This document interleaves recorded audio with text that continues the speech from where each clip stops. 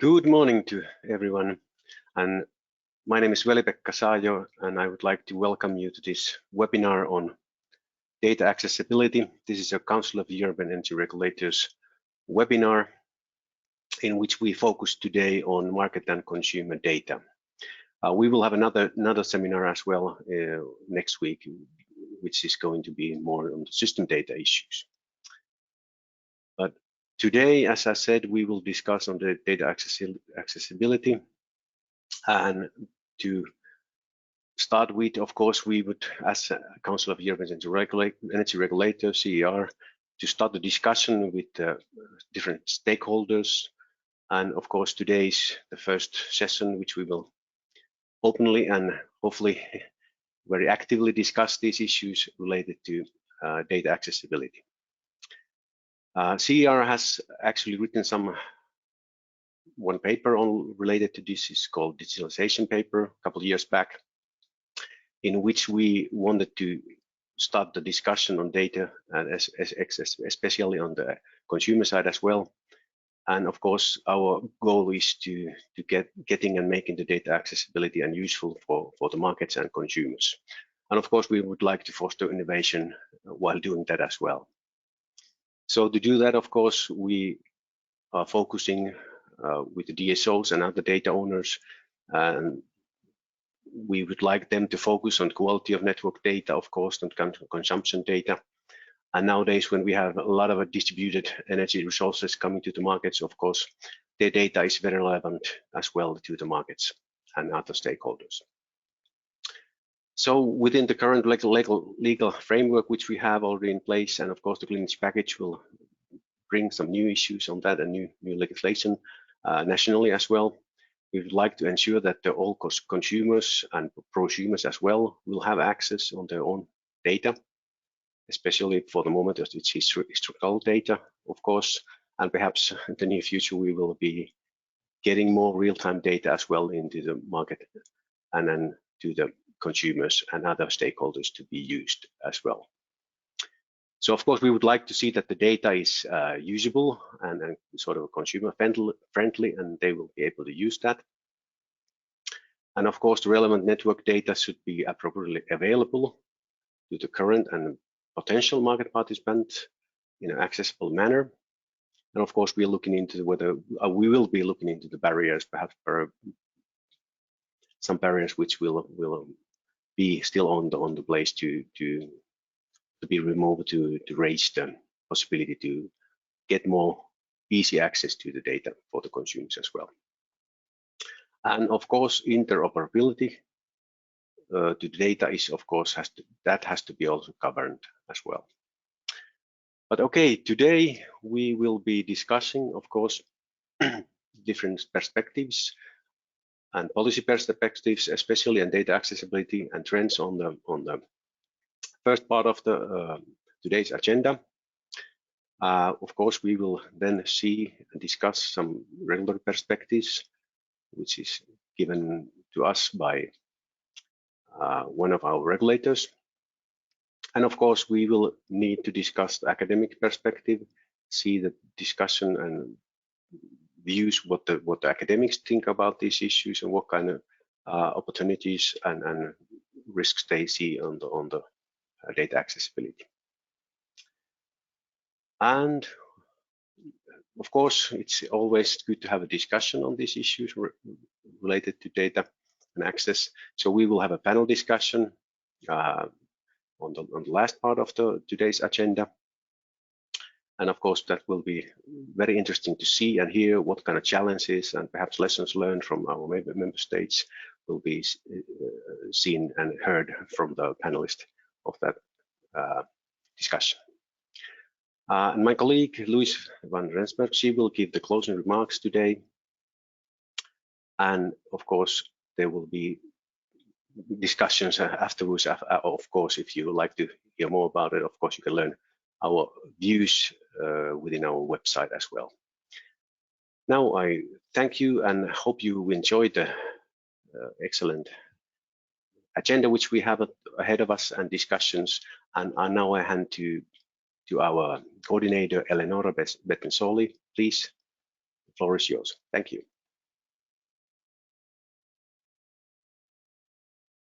Thank you. Good morning to all. My name is Eleonora Bettenzoli. I am the coordinator of this workshop about data accessibility devoted to both customer and market actors standpoints. Thank you to all to join. As a basic rule, we will have for each section a moment for Q&A to the speakers that have just made their presentation right before moving to the following section.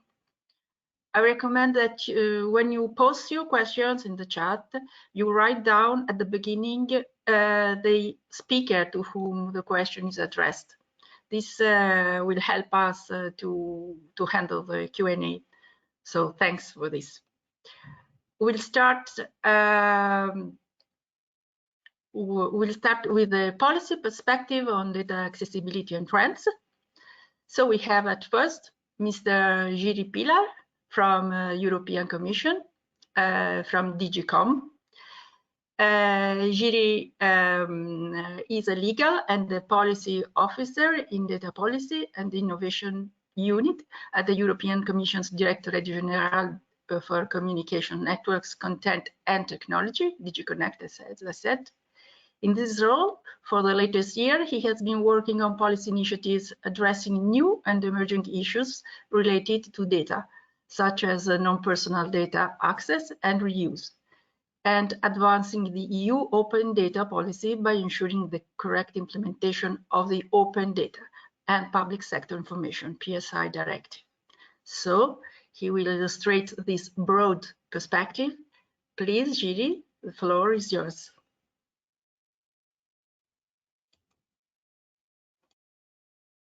Thank you, Eleonora. I hope my microphone is activated and you can hear me. Many thanks for the invitation to speak to the shareholders from the energy sector today. I wanted to tell you something about the data policy of the European Commission, which is not specific to the energy sector, but I think it should be interested to you as well, given that this is a horizontal policy, so it concerns all the sectors. Now, can we get to the next slide, please? Thank you. I come from the DG, looking at new technologies and communications, and also content. And our commissioner is this gentleman, Mr. Thierry Breton, who, when he started his mandate, was very clear about his ambition that European economy and European citizens need to step up their efforts in using data to create value in terms of economical gains, but also tackling some societal challenges. And one of those technologies that could benefit from data is artificial intelligence, which also happens to be quite a strong geopolitical element in the current world. So now, when we look at the next slide, we can start talking about things that the European data strategy should address. The data strategy was published about a year ago, and it noticed a couple of issues and bottlenecks in Europe that should be addressed relatively soon, definitely under the current mandate of the Commission. Firstly, there is not enough data available for reuse that can concern public sector data, but it can also concern data coming from companies or from citizens. There seems to be lack of data processing and storage solutions that would be really European, that would be not only located in Europe, but also owned and controlled in Europe. There seems to be also clarity as to the governance. So sometimes the standards are missing, the interoperability of data is not ensured, especially across sectors. Sometimes it's not clear who has the rights over data, who can use it, who can access it, who can sell it. The skills are still an issue, and probably continue to be for a while, even though this is also one of the things that the strategy will tackle or is tackling already.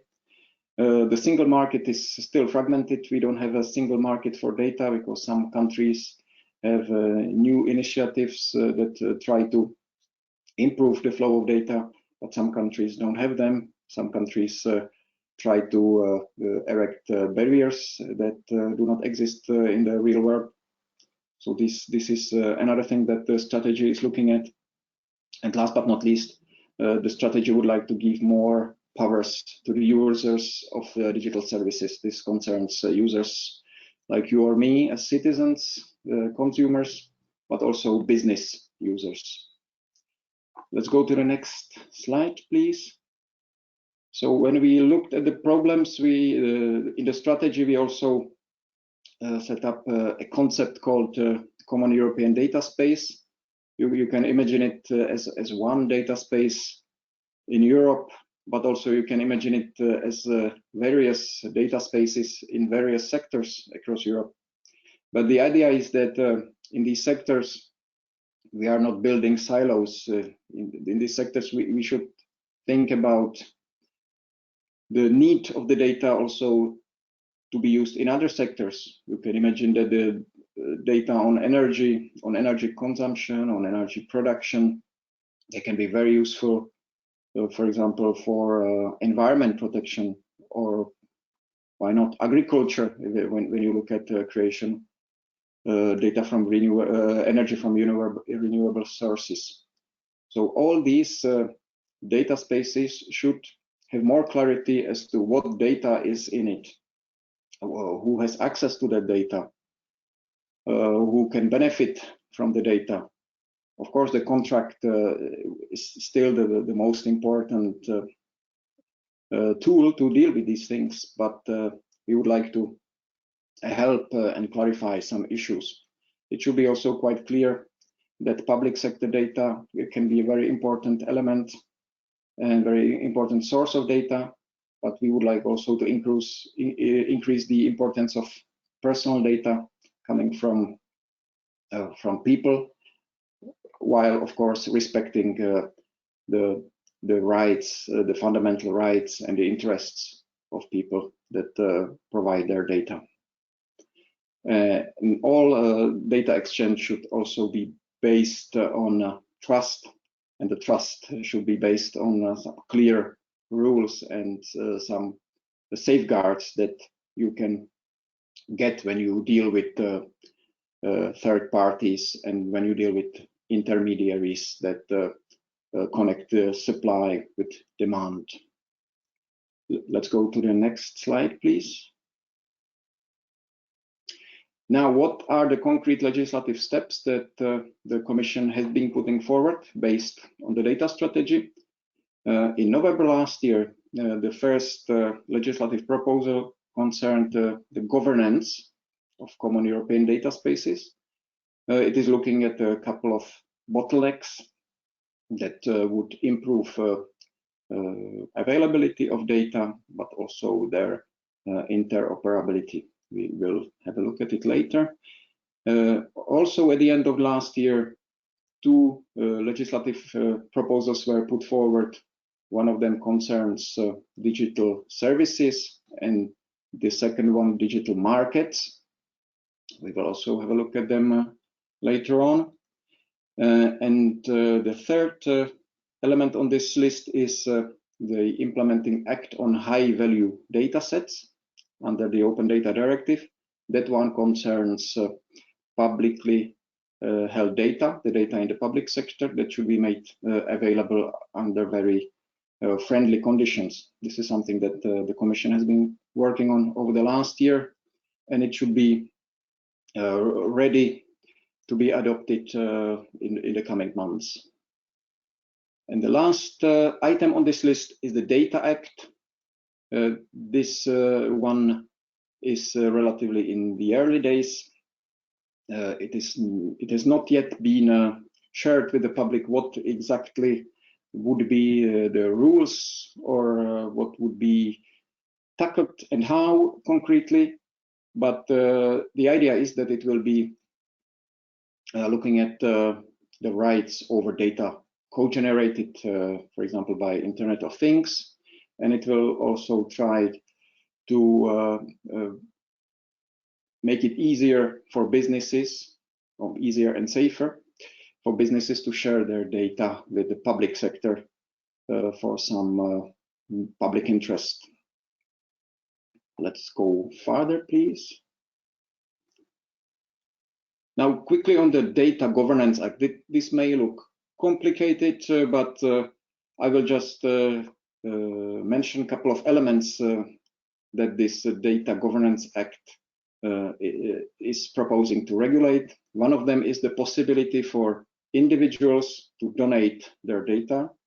The Act uses the term data altruism. So the idea is that citizens should be able to donate their data for some public interest goal, and we'll be sure that nothing bad will happen to the data, or definitely nothing would happen to the data that would endanger the interests of those that donated the data. So the idea is to increase the availability of data and make some use of it. The second element concerns data held by the public sector, but not generally accessible under normal access rules by anyone.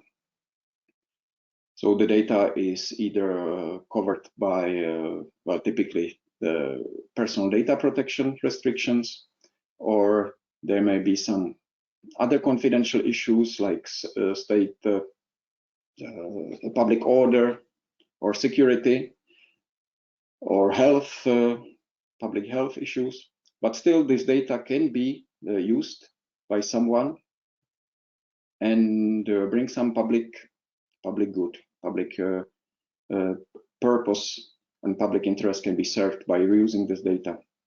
But this should be done only under very strict technical conditions and also legal conditions, and by a vetted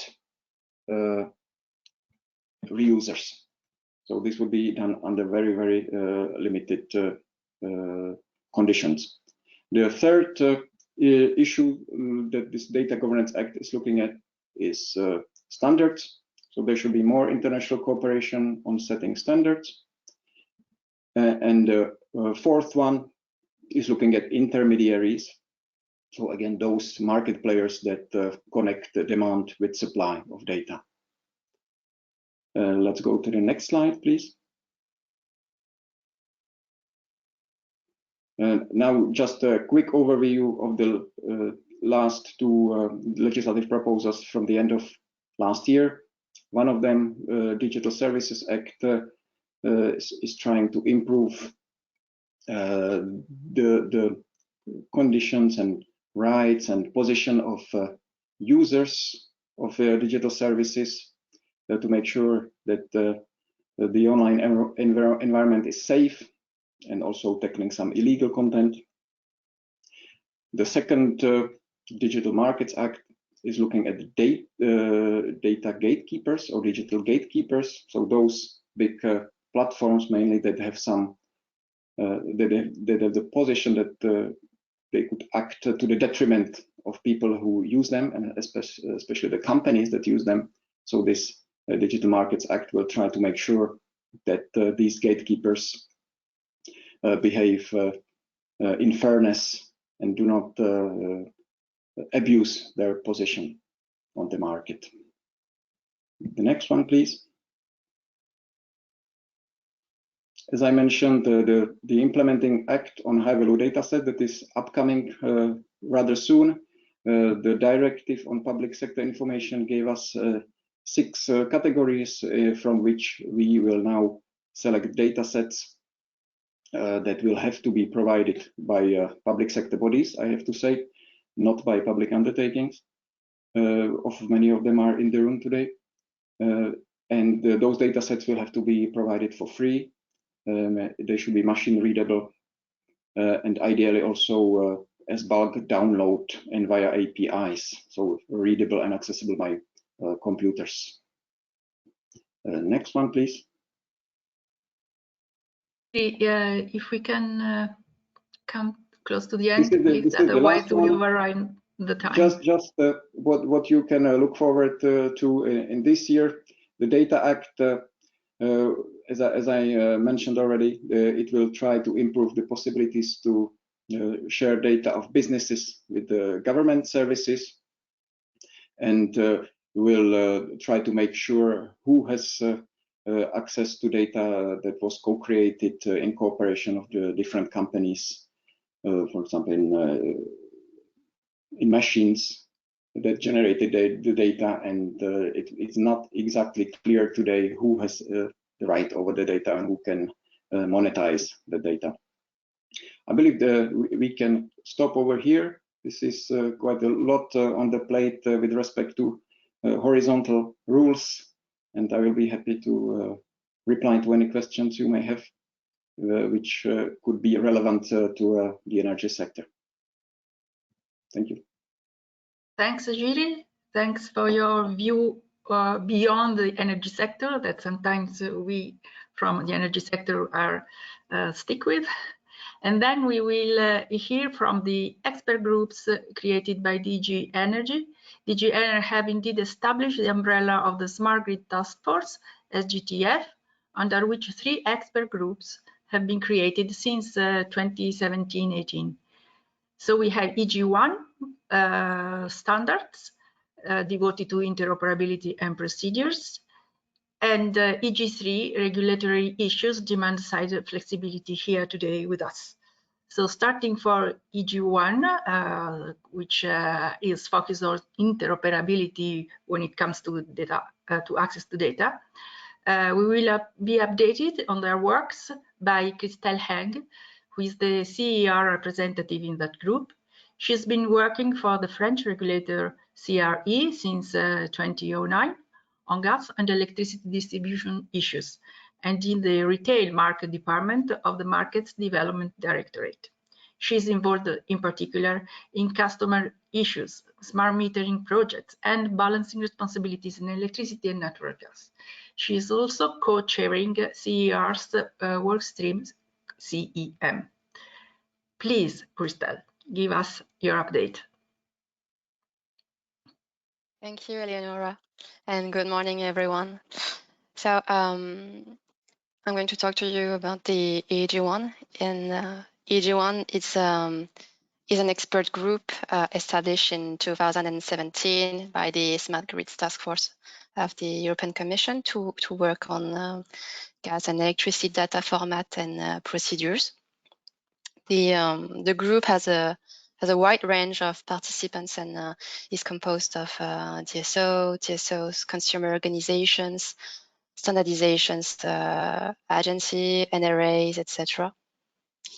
The Article 24 of the Electricity Directive mandates the Commission to develop implementing acts concerning the interoperability requirements and non-discriminatory and transparent procedures for access to data. And these implementing acts are intended to promote competition in the retail market and to avoid excessive administrative costs for the eligible parties. So EG1 has been asked last year to provide inputs to the European Commission for the development of these implementing acts. The Electricity Directive provides a clear definition of interoperability. It is in the specific context of smart metering, the ability of 2 or even more energy or communication network systems, devices, applications, or components to exchange, to work together and to use information in order to perform required functions. So you can have two systems using or providing the same data format or information, but if they are subjected to different processes, for example, the 2 systems may be the same, but they may be not interoperable. So interoperability is key when we talk about data accessibility and And this leads us to the next slides on EG1 Work.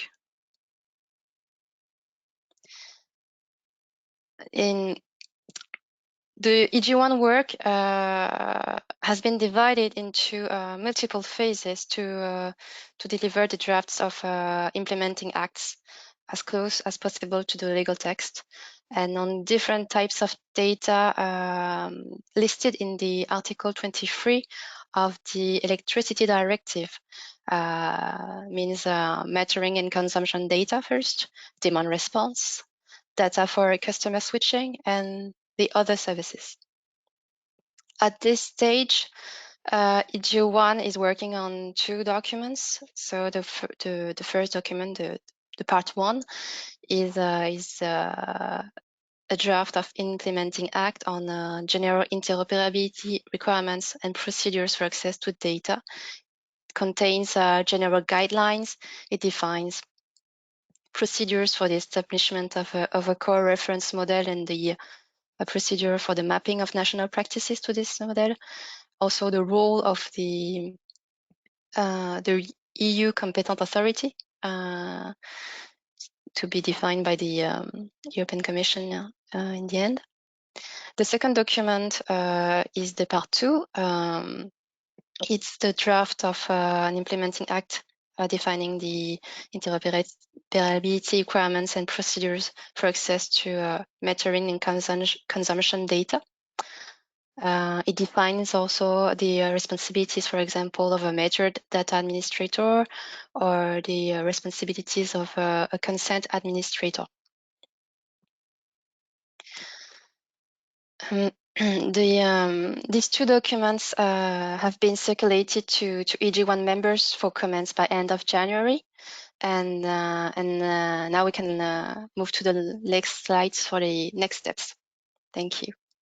So what's next? The 2 drafts of implementing acts should be consulted outside EG1 within a few months, probably March or April.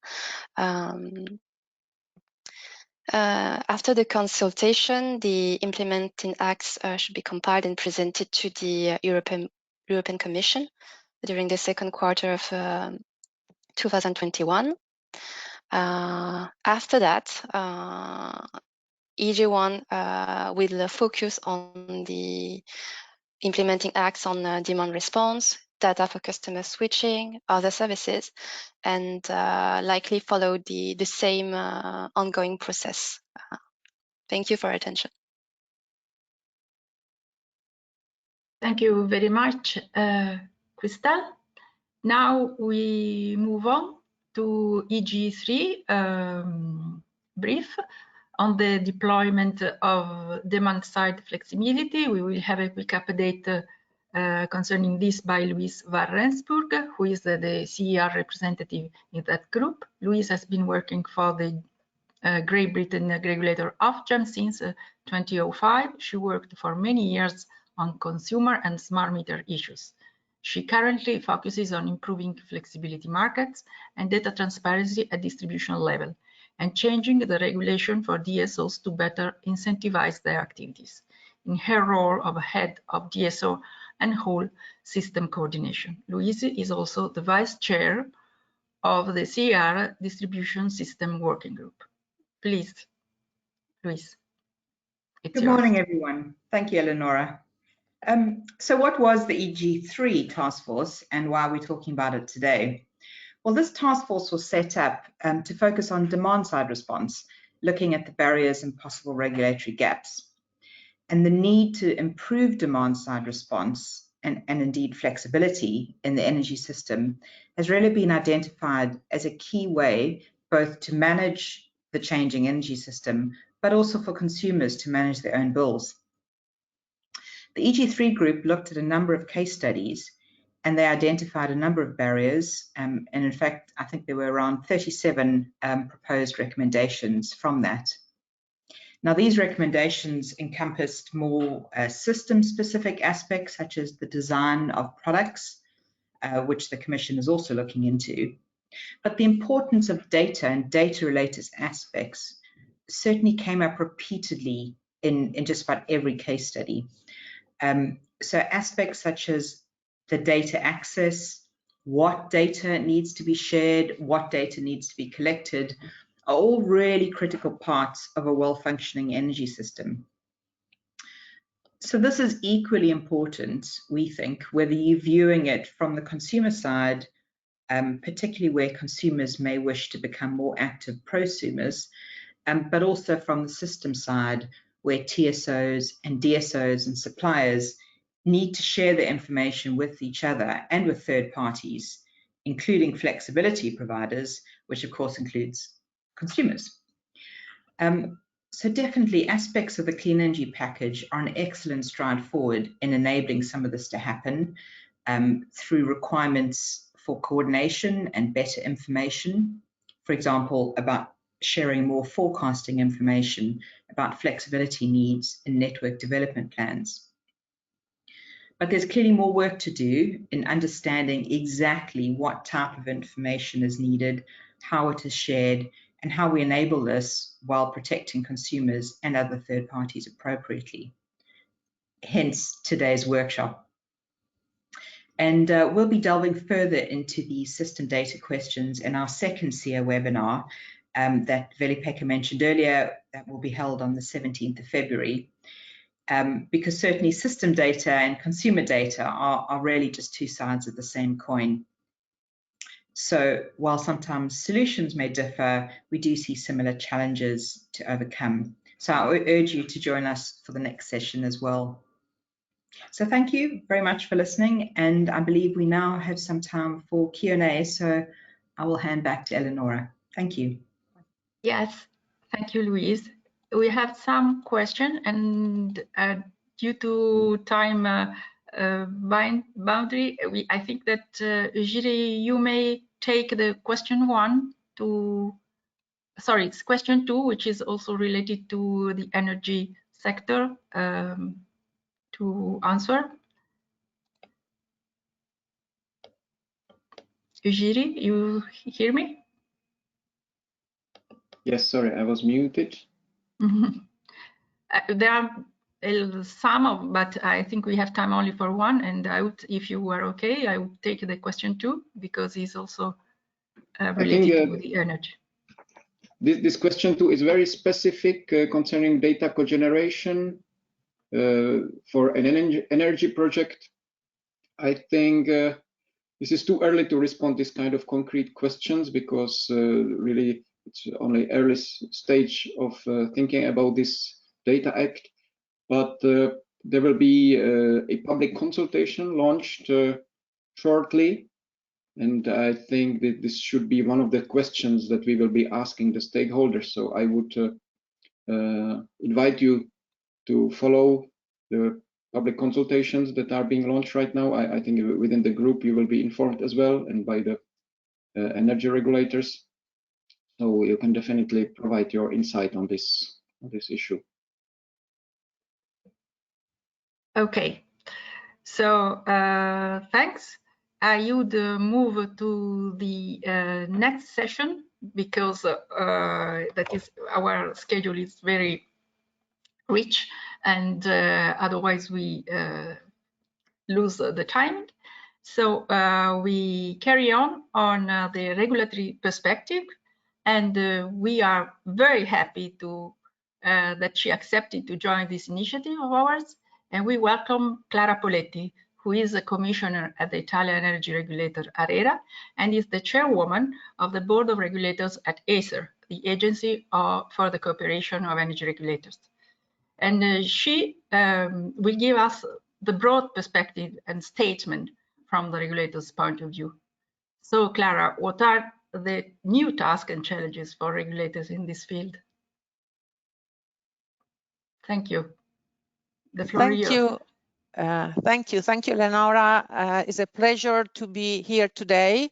The topic, data accessibility, is somehow old and new at the same time. It's old because I think regulators have been discussing the issue of data accessibility for a long time, and as it has already been mentioned, many reports have been published by CEER on this issue is new because of the technological innovation, because the advance in ICT, digitalization of energy system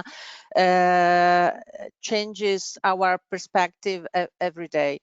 So many things have already been mentioned by previous speakers, and I want to thank them for their very interesting presentations. The management and exchange of market and consumer data is clearly key for well-functioning retail energy markets, but I think it's going to be key for wholesale energy markets as well. And a reliable, secure, and easy access to consumers and market data is a fundamental pillar of a well-functioning data management system, and data access is part of the data management system. So inadequate management of data can become a real barrier for retailers who are willing to enter the market, or even to increase their market share and work and expand their business even cross-border. When we look at access to consumer and metering data, we have sort of two sides of the coin. On the one side, customers, on the other side, the market, suppliers and new actors. The accessibility by consumer as well as by market operators to a wider set of consumer data can in generally improve market functioning. So the two sides of the coin are not, they mix, sometimes they get together, they are not, there is no such a very neat boundary. So consumer and customers become part of the market, they are becoming more active. And what is important is that this wider set of data can improve, can enable the provision of new products and services by providing this way consumers with a greater choice of prices, products and services. And as a consequence, one challenge for the regulators is going to be to make sure that the comparison of these more complex products is going to become accessible to consumers as well, together with the data. Data will enable as well home management and mobile services, and allowing for the development of new business models and new actors entering the market. So when we look at the market side, what we want to do is to lower barriers and to ensure non-discrimination in accessing the data. When we focus on the consumer side, we want the customers to be well informed, empowered and protected. In fact, a reliable, secure and easy access to data is a necessary precondition for more active consumers, is a necessary precondition but not a sufficient one, clearly, for customers' engagement. With the deployment of smart meters, the volume of data will be dramatically increased. But how much this will increase participation and engagement in the market by consumers is hard to predict. Many consumers are still not active in the current energy markets due to many factors, such as the perception of insufficient savings or complexity of the switching process, low level of trust. Of course, digitalization and a better access to data could help address some of those barriers, and so becoming this way an important enabler. Finally, the aim to an easy access to consumer data must be balanced against the need to ensure appropriate privacy and integrity to consumers. And so the two sides of the coin, consumer protection and the market functioning, must work in a virtuous circle, and we regulators have to make sure that this circle is well functioning and we do not create additional barriers. Can we switch to the next slide, please? Thank you. Now, looking forward, which are the key challenges that NRAs will have to address? I chose 3, but of course, indeed, the future is going to be very complex, and there are many things that we need to work on. The first one has already been mentioned, is interoperability, and I think Christelle very well described the problem. Consumer data has become an asset thanks to its increased granularity and has the potential to bring benefits to society overall. So cross sectors, and this cross-sectoral dimension is very, very important. So consumers and the system are going to be flooded with data, lot of data, not just consumption data, but data required for switching, demand response, flexibility, and other services. Even income support mechanism could be improved by using additional data. So putting together data on income, fuel poverty, and consumption maybe a step forward in supporting consumers as well. In general, energy data is part of a global demand for data in the new digital economy, and as just mentioned by the European Commission, maybe we can call that a common European data space.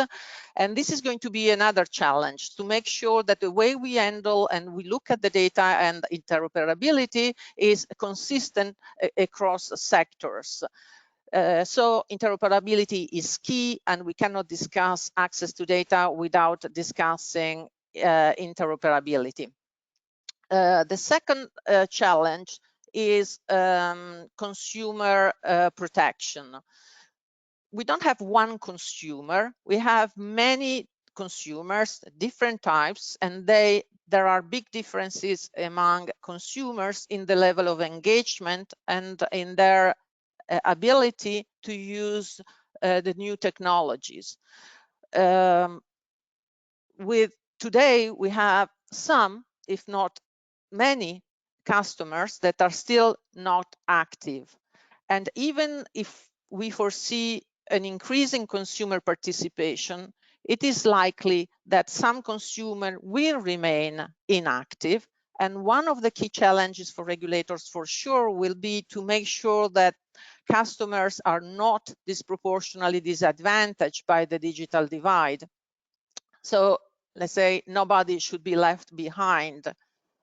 When looking at consumer protection, something that we for sure need to discuss is how to build a robust framework for consent management. Maybe this is a detail, but this is an important one, and I think it will be most likely discussed in the following interventions and roundtable. So we need to set up a framework that protects customers' privacy rights, but also allows each customer to be active to the extent that she feels comfortable. And finally, consumer engagement. We know that digitalization has the potential to transform the way the energy system operates.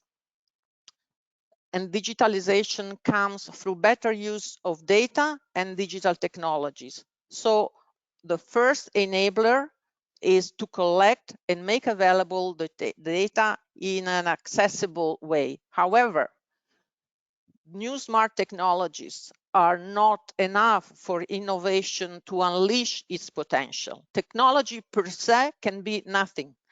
We need to change the way and the services according to what the technology can enable. So we really need to look at our market design, at our data management models. We need to consider and study the behavioral aspect of consumer consumption. Think about smart meters. Smart meters have been deployed in many countries, but the impact on pricing and flexibility in demand is still to be seen many times. So we need really to focus on which data should be collected and to understand what need to be shared and how can we make sure that data become information.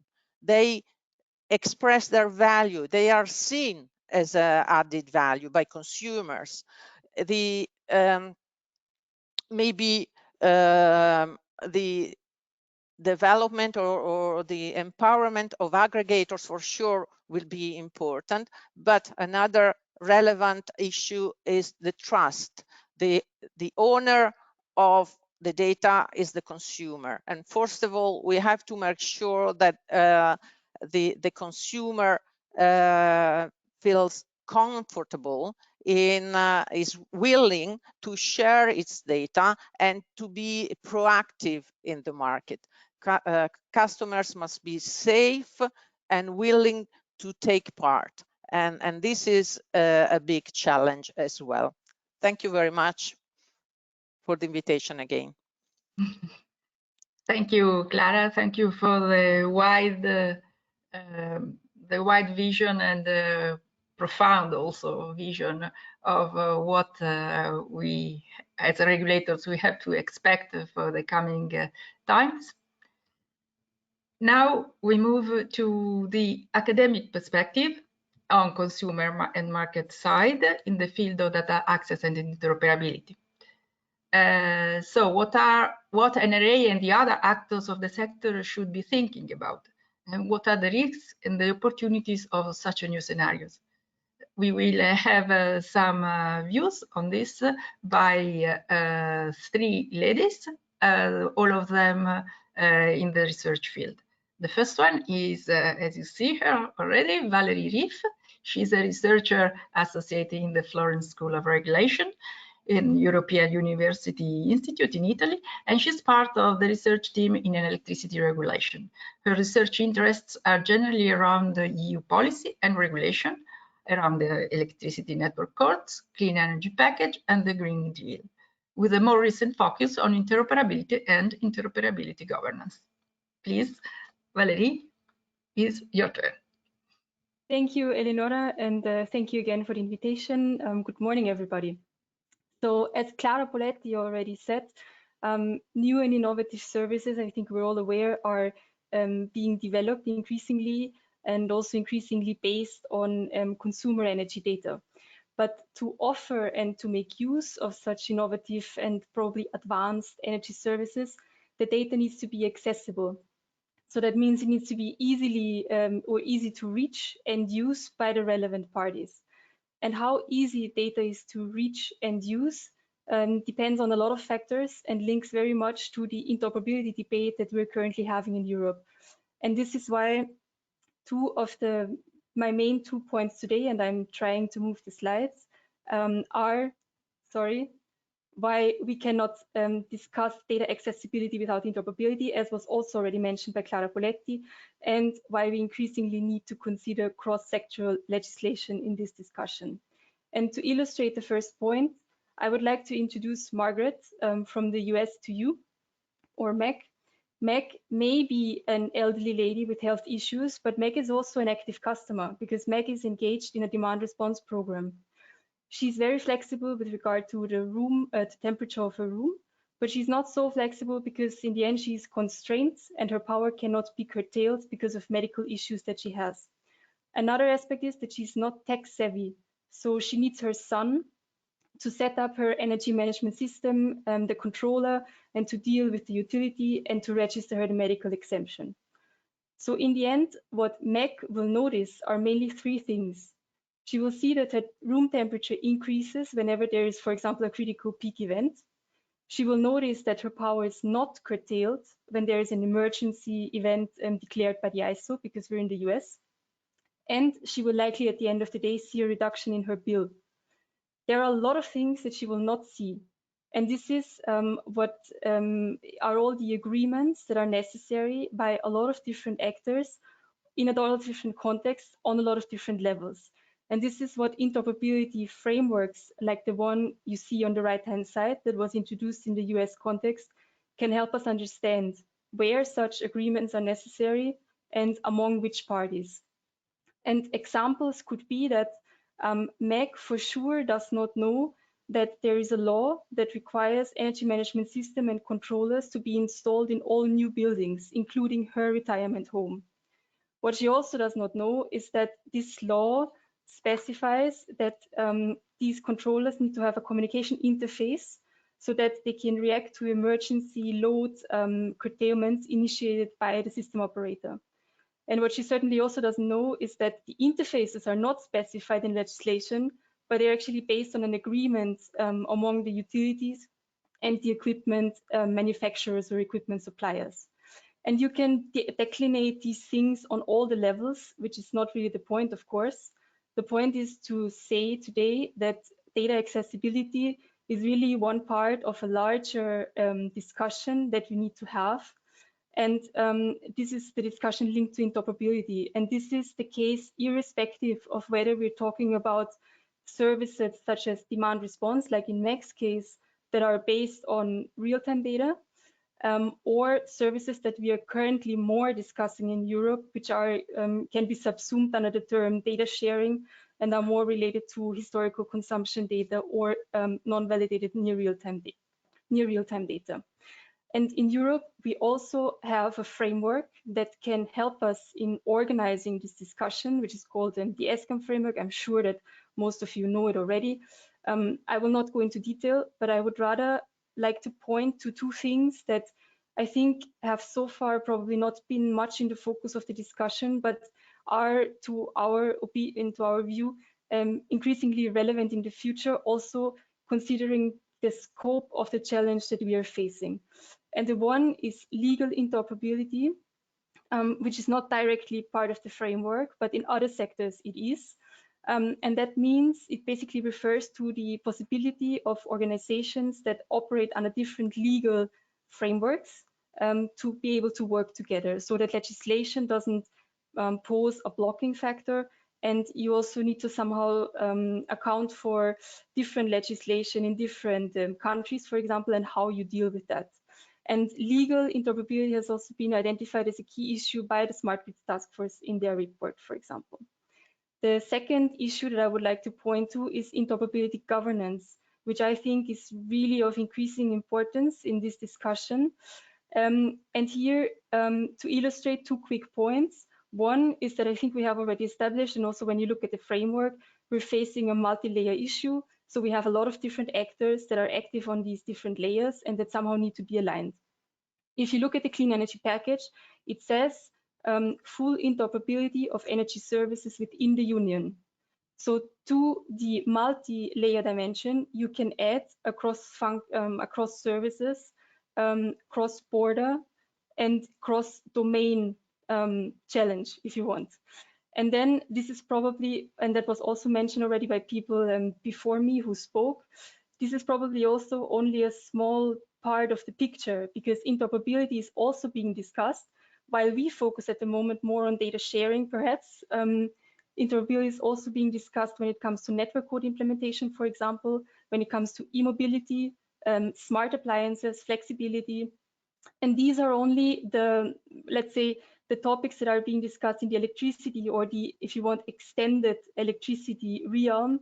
And probably there are also similar discussions going on when you think about buildings, industry, mobility, transport. So I think the message here is that we're facing a multi-layer issue, and this can be also extended by across function, cross services, cross domain, cross sector, and cross border dimension, just to make it even more complicated than it is.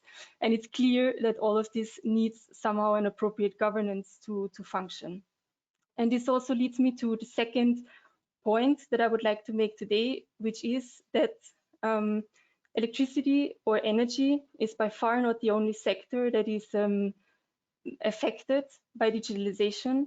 And data sharing, for example, if you look at that use case family, has been a topic of importance also in other sectors. And some countries are already picking up on this trend of, let's say, government-supported initiatives for cross-sectoral data sharing, and it's likely that others will follow. I brought you two examples. So one is the UK, where initiatives for smart data, which is the secure and consented sharing of customer data with authorized third parties, has been initiated or going on in a few sectors. And their lead example is open banking. But the UK government now really wants to extend these smart data initiatives also to other sectors. And what they're doing in a first step is they're setting up a cross-sectoral smart data working group that will initially focus on energy, finance, and communication. And it's really to coordinate and also to accelerate existing data initiatives, but also to foster interoperability and also understanding and coordination across the governments and the respective regulators. And they say that they will focus on common challenges, because all of these sectors have, there are differences, but there are also similarities. And those, for example, relate to customer consent or user authentication. The second example that I would like to mention today is the Netherlands, where a data sharing coalition for cross-sectoral data sharing is being supported by the ministry.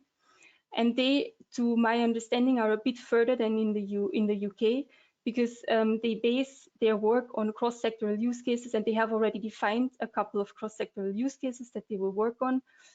One of the first ones is related to energy and finance, so will be collaboratively worked on by these two sectors, and is related to green mortgages for financing energy saving measurements by homeowners. So it will be based on energy consumption data of homeowners. And because it's clear that standards, tools, and requirements in the energy and the finance sector are different, what they will do is they will try to find or come to common agreements.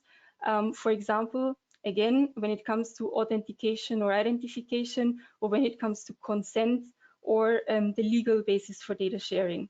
So I think the message here is that energy is already and also needs to look beyond its own silo and look at what other sectors doing, both to learn, but also to accelerate the transition and the transformation by using synergies and by avoiding duplications and therefore loss of time. And my last slide is just to remind you, because we have already heard that in an excellent presentation by the Commission this morning. So it's just to remind you that, and to emphasize that this trend towards cross-sectoral is also being taken up, of course, by the European Commission in already existing and upcoming legislation. And so in conclusion, I will say that I think my main message here today is that all of us, including the regulators, need to be increasingly aware of these trends. So multi-layer, cross-service, cross-border, cross-domain, and cross-sector, and that we therefore need to prepare to engage more with other sectors and potentially also with other regulators. Thank you.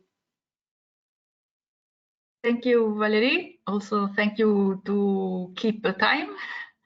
And now I want to remind all that if you have to put question in the chat, please write down the speakers to who the question is addressed. So now we come to Helena Gerard, who is a senior researcher at Vito Energieville.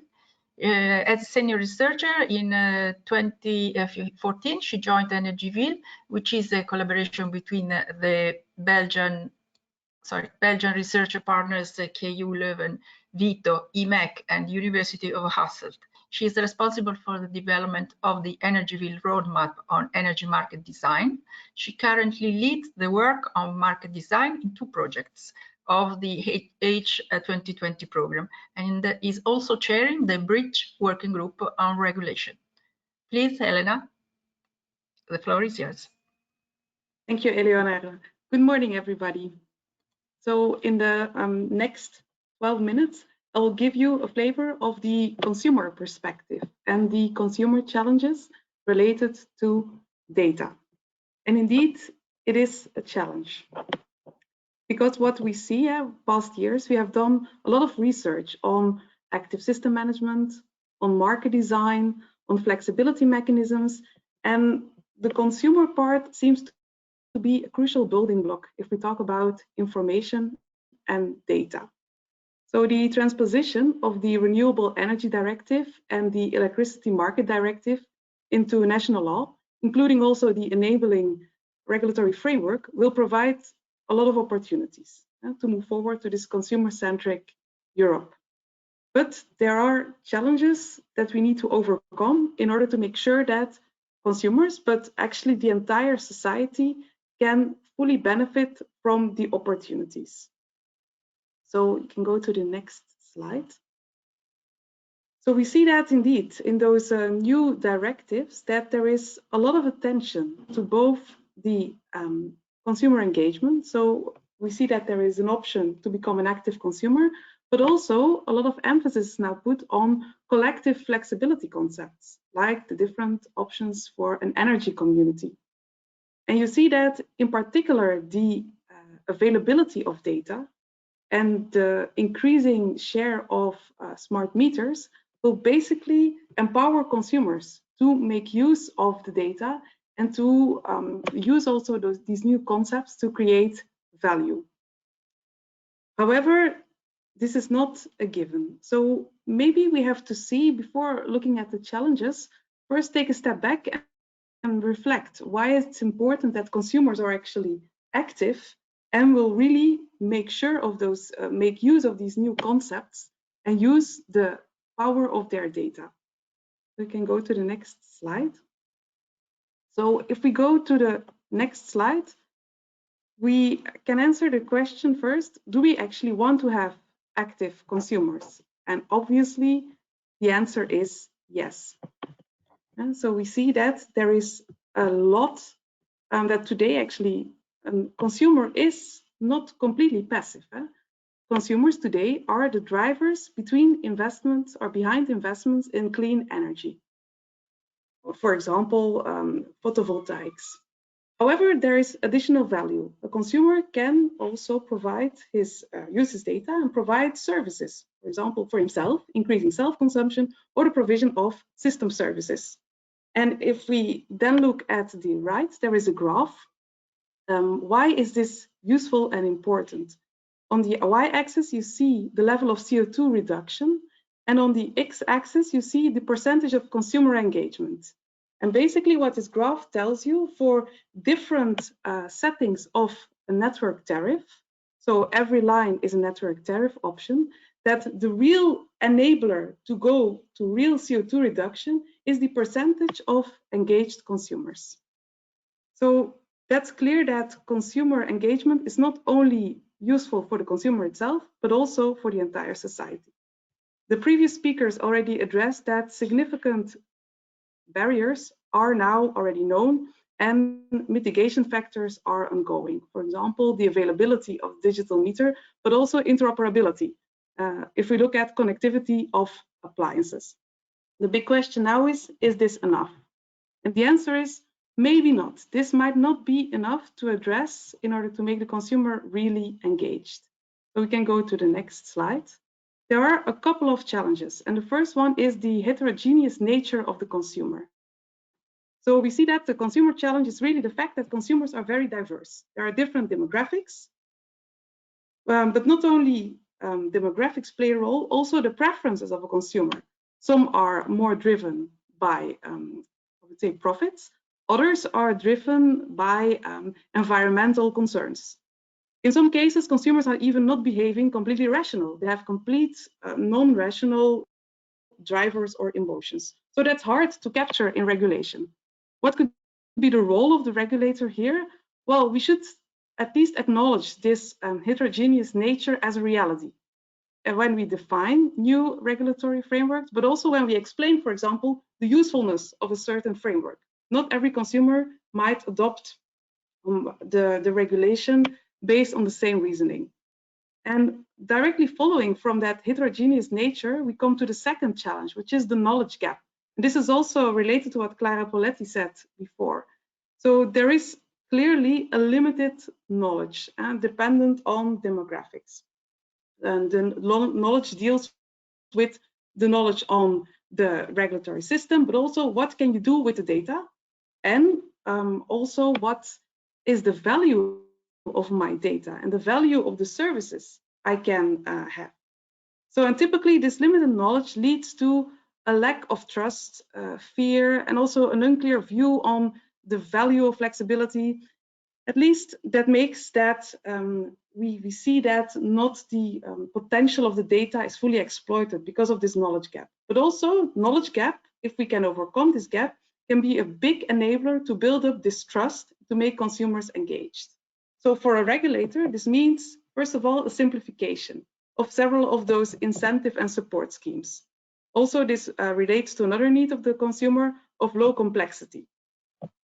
This will allow consumers to make an easier assessment of the value of flexibility. The second aspect is the creation of trust. So if you increase trust, or if you make sure that people, well, if they are more knowledgeable, logically they will have more trust in also using their data, providing the data. But there, of course, privacy is important. A specific aspect here is that we need to pay attention for vulnerable consumers. They might maybe not have the same, the same possibilities to understand the power of their data, but also might need to think about new concepts where they can also basically use their data and somehow benefit from the possibilities that data and new services give them. What is important here also to bridge this knowledge gap is the importance of feedback. Therefore, we can actually make use of the data, but a consumer needs to, when he acts, if he receives feedback based on his data, it can be like what we call social comparison. If you compare also the result of your data and the result of your actions with other peers, it might give an extra stimulus to consumers to, I would say, fundamentally change their behavior, because that's what we want, to have an engaged consumer, not a one-shot change, but should be fundamental. If we go to the next slide, we see a couple of more challenges.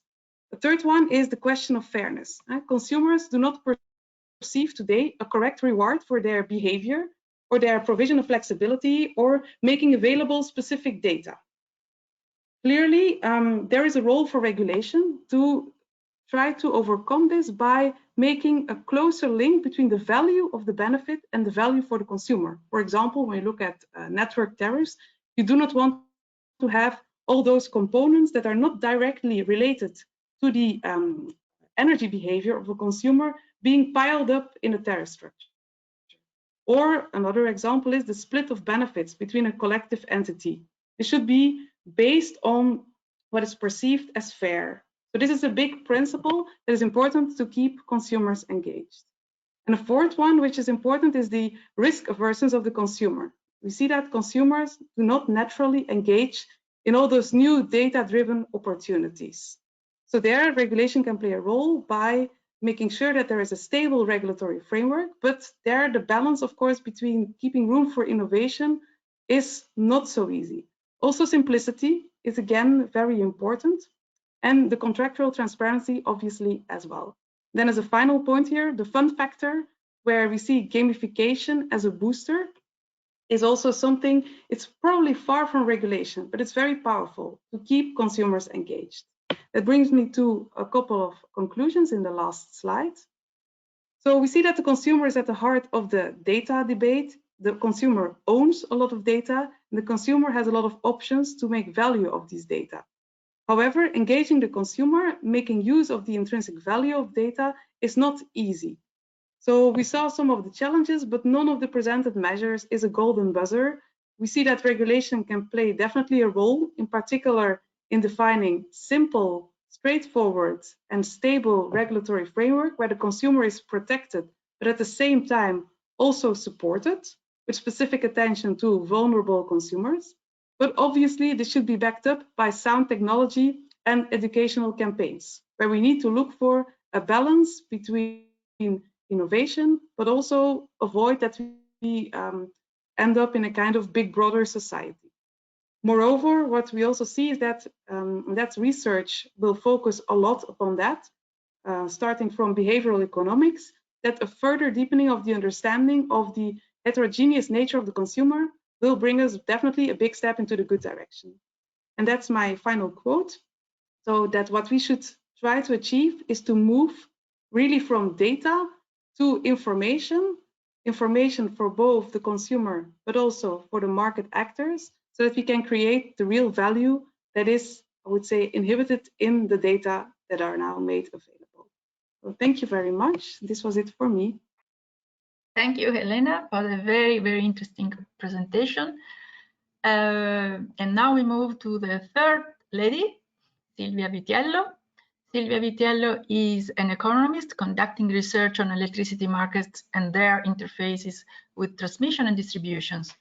At the Joint Research Center of the European Commission, she leads a project dealing with the two main streams of activities: distribution system observatory, smart metering, cost-benefit analysis of smart grids on one side, and adequacy bidding zones review, electricity market monitoring on the other.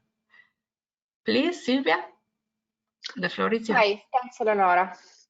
Thanks also to Liselott for setting up the seminar. So good morning.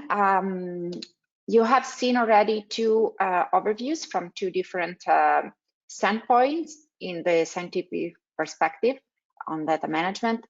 So Valerie talked about interoperability, Elena was more on the consumer side, and today I want to discuss a bit more the distribution system operators side. So first of all, I wanted to let's say provide some kind of framework to the whole discussion. First of all, why do we need a data platform or data management? Okay, data management is one of the new tasks that are arising in the distribution sector of electricity, and surely they can serve multiple purposes. So the first question I think the regulators, when looking at data management in the distribution system, should ask themselves is, why do we need data management? Why, in case this should take place through a data platform? And I wanted to provide you some examples, well, basically one main example, which comes from the latest edition of our JRC DSO Observatory, which is going to be made public in our website in the coming days. And as you can see, why I can show you why, for example, distribution system operators mentioned that they cannot manage active customers. This is also very good for the link with what Elena presented earlier. So we see that in many cases, basically the data needed and the setup needed to manage active customer was not mandated by regulators. So concerning the why we need data management, I think regulators should be, let's say, the first to answer this question, to hear the calls from the distribution system operators and try to allow market and grid operators to be creative. Okay, then, so this was about the why. Now let's move about the what. What data should be shared? I think that once we have identified the purposes that data management in the distribution part should serve, then we should then it would be much easier to say what kind of data are needed. I can provide you an example here from the literature. So Smart Metering Data Analytics, it's a book that came out in 2020. It provides a taxonomy of the use of data arising from smart metering. In theory, I think from a regulator perspective, it would be interesting to have this kind of taxonomy for all the different roles of a distribution system operator or other operators operating in the distribution system. So coming back to the active consumers part, so we see that there are different modalities to manage active consumers. The question would be, would the operators need different type of data? What type of data they need depending on the situation? Maybe different situations need different type of data. And the regulator needs to make sure that any operator, not only the distribution system operator, but every operator that wants to operate in the distribution part, so for example, aggregators, can access and can manage the data needed for that specific purpose. That was the why I showed in my previous slide. So here, just to give you another example of operators, also citizen energy communities might be very active in this distribution sector, and they might need access to some specific type of data. So the regulator might need to be sure that they can. Now, the how. Okay, so once we have defined why we need data for which purposes and what data are suitable to reach those purposes, another task for the regulator would probably be, at least from my, let's say, scientific perspective, from my scientific review, how this market or distribution system operator would be neutral market facilitators and could manage data in a way that this is for the benefit of the society. I made a list here just for the example of data platform. This comes from some literature that I could find. Of course, there are data platforms are not the only option. There could be other options, okay? I would say that this is emerging as probably the most interesting option right now, but we should probably keep an open mind on that. So for the example of data platform, we see that in the literature, there are several benefits listed. They can provide standard communication protocol and data format, so all data are in the same format. It's already very useful because then anybody can use them. Combining smart metering data, for example, at EU level may unlock investments in smart metering in those countries or in those regions, but this is not rolled out yet. I had found this very interesting work from Professor Pollitt about the fact that data platforms secure equal access to data, okay?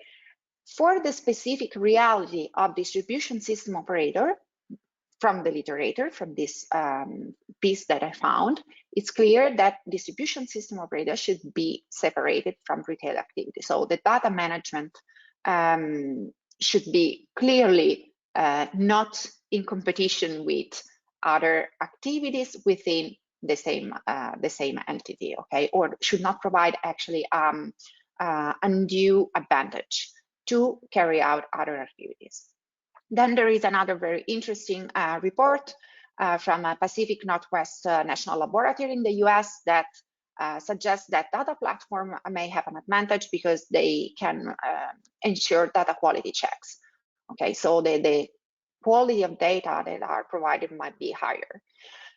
There is another last aspect that I found pretty interesting. It's about safety, cybersecurity, namely. There is mixed evidence on this, and this should be guaranteed anyway. So, oops, this is another example for from the GRC DSO Observatory.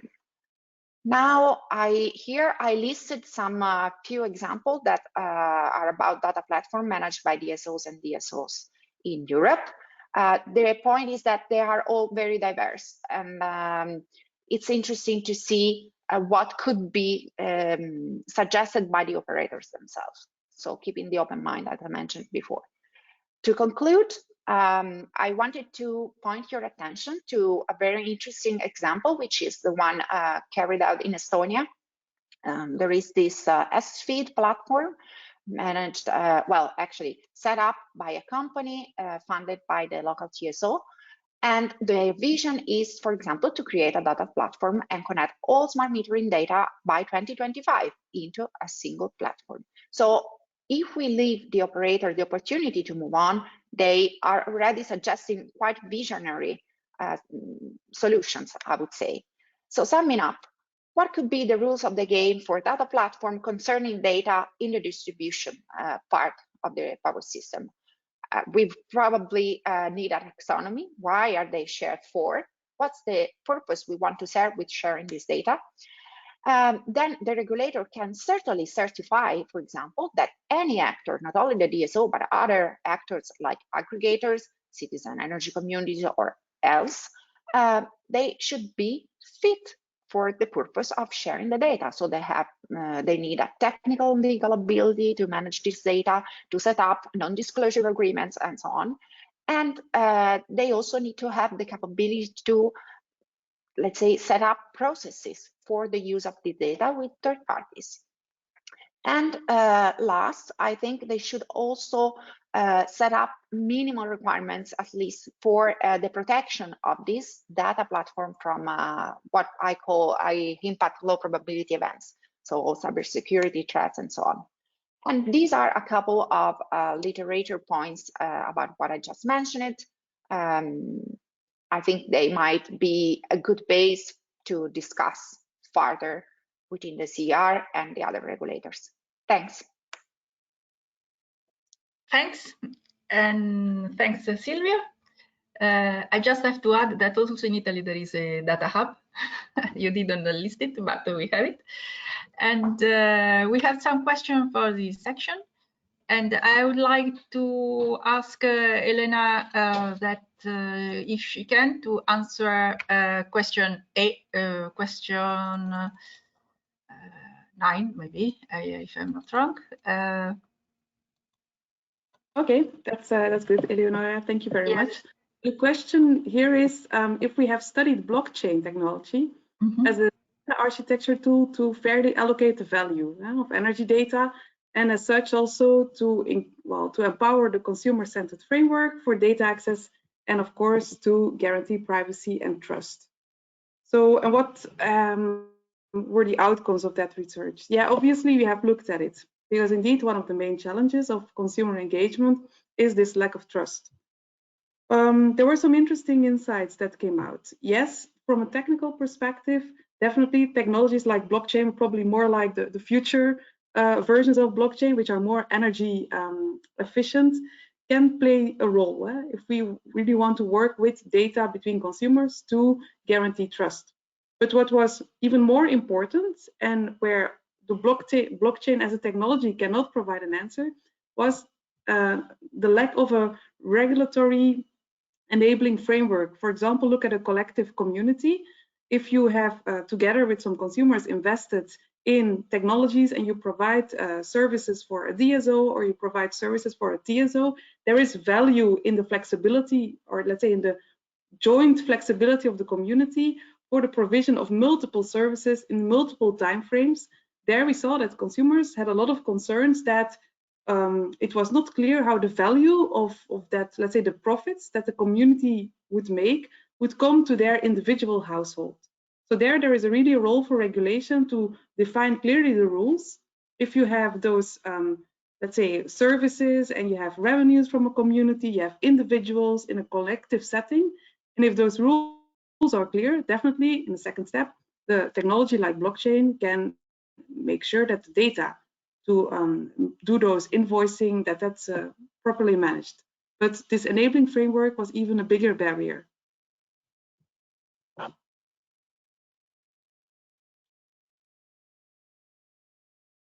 Okay. And there is some more question. I would pick one for Silvia. Probably I would keep the question 13 if you are okay to answer that. Okay, so maybe I can read the question. Yes, please. Okay, so the role of DSOs as neutral market facilitator is clear in the sense of DSOs network needs. Can they be covered by services the customer data promotes? But the understanding of DSOs having the responsibility to organize the retail data is quite strange. It is not against the figure of an independent aggregator. Would this not fragment the market? So this is maybe I really didn't put a lot of details when I went into this point into my presentation. The role of DSO as neutral market facilitator in the European electricity market, it's something that is enshrined in the new Clean Energy Package Directive, okay? So this is what basically our European Commission colleagues wanted to promote. So DSOs need to be neutral because they manage the network and they should not certainly mix up with competitive or market-related activities. This can be seen, for example, also from their role in managing charging points for electric vehicles and others. So storage.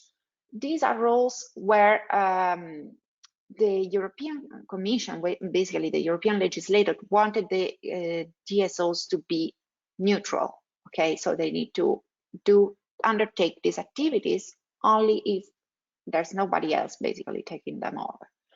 And for data management, well, depends on the data. That's what my my presentation wanted to suggest. I think that before deciding where the DSOs can and cannot manage data, we should define again why we need data, what data we need for those purposes, and how are we going to manage the data. Maybe some data cannot be managed by DSOs. Of course, you mentioned aggregators.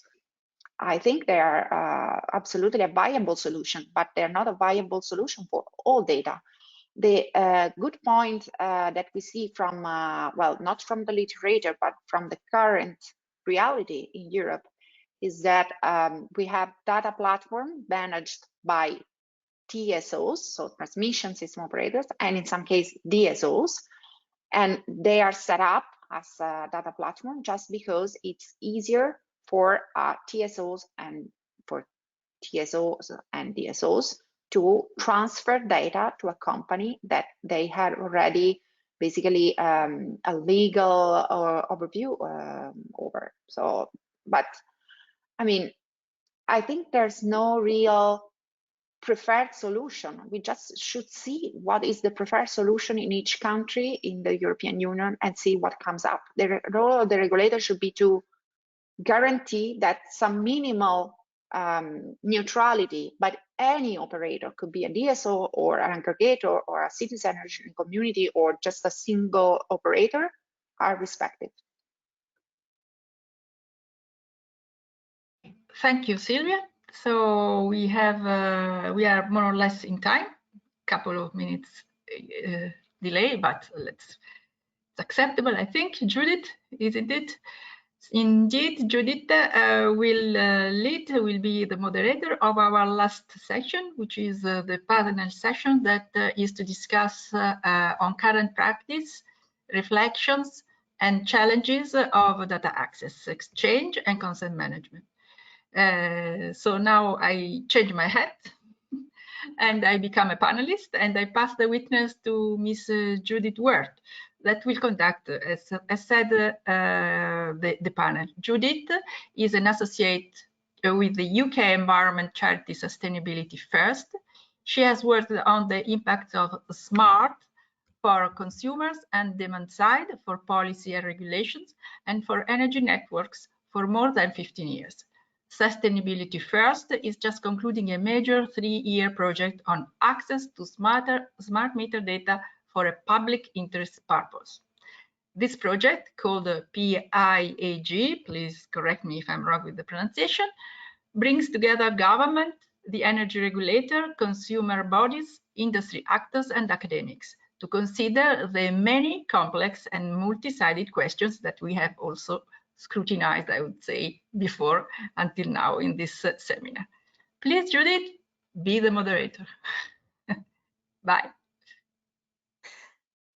Thank you, Eleonora, for that kind introduction. You can see the details of our project on access to smart meter data for a public interest purpose in the chat.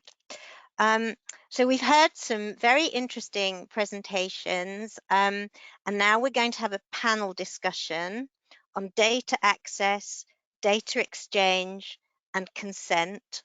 What are the challenges? What are the lessons so far?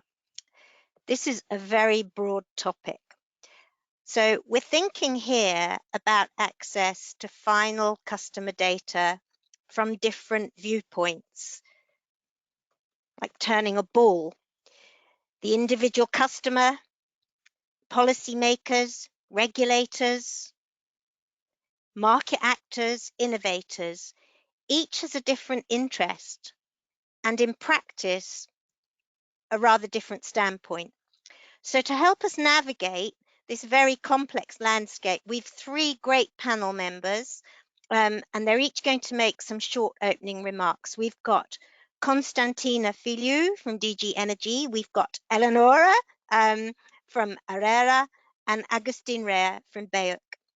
And then after that, we're going to open up for a general discussion with questions, please, from all of you, and I can see there are lots of you online.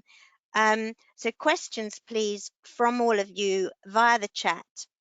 And because this data access topic is so broad, we thought we'd try and structure the discussion a bit. So we've come up with three themes. The first is around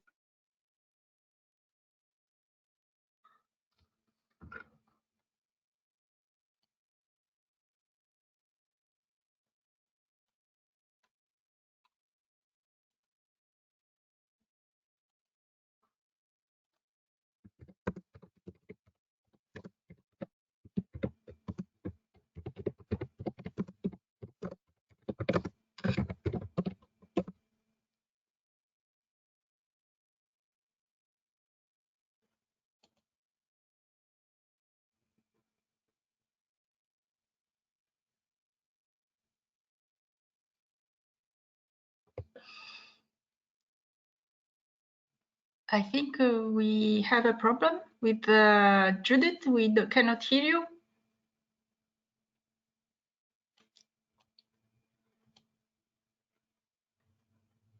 Judith.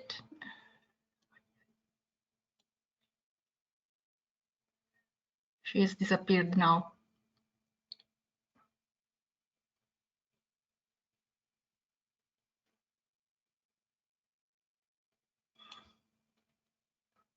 I asked Liselott if she can try to reach Judith some way.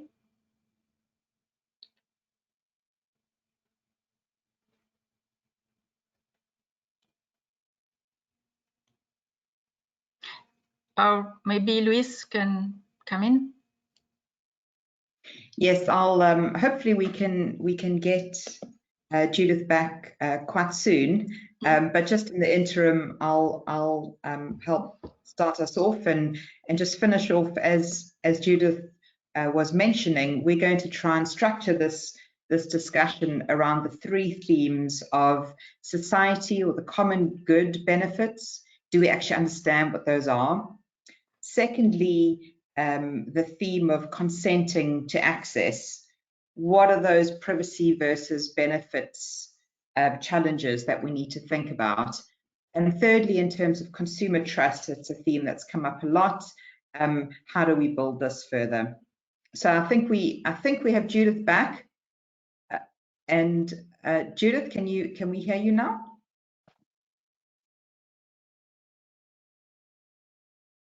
Oh, it looks like Judith may have frozen again, but I think without further ado, if I can hand over to the first panel member, and hopefully we can get Judith back to help us chair the session.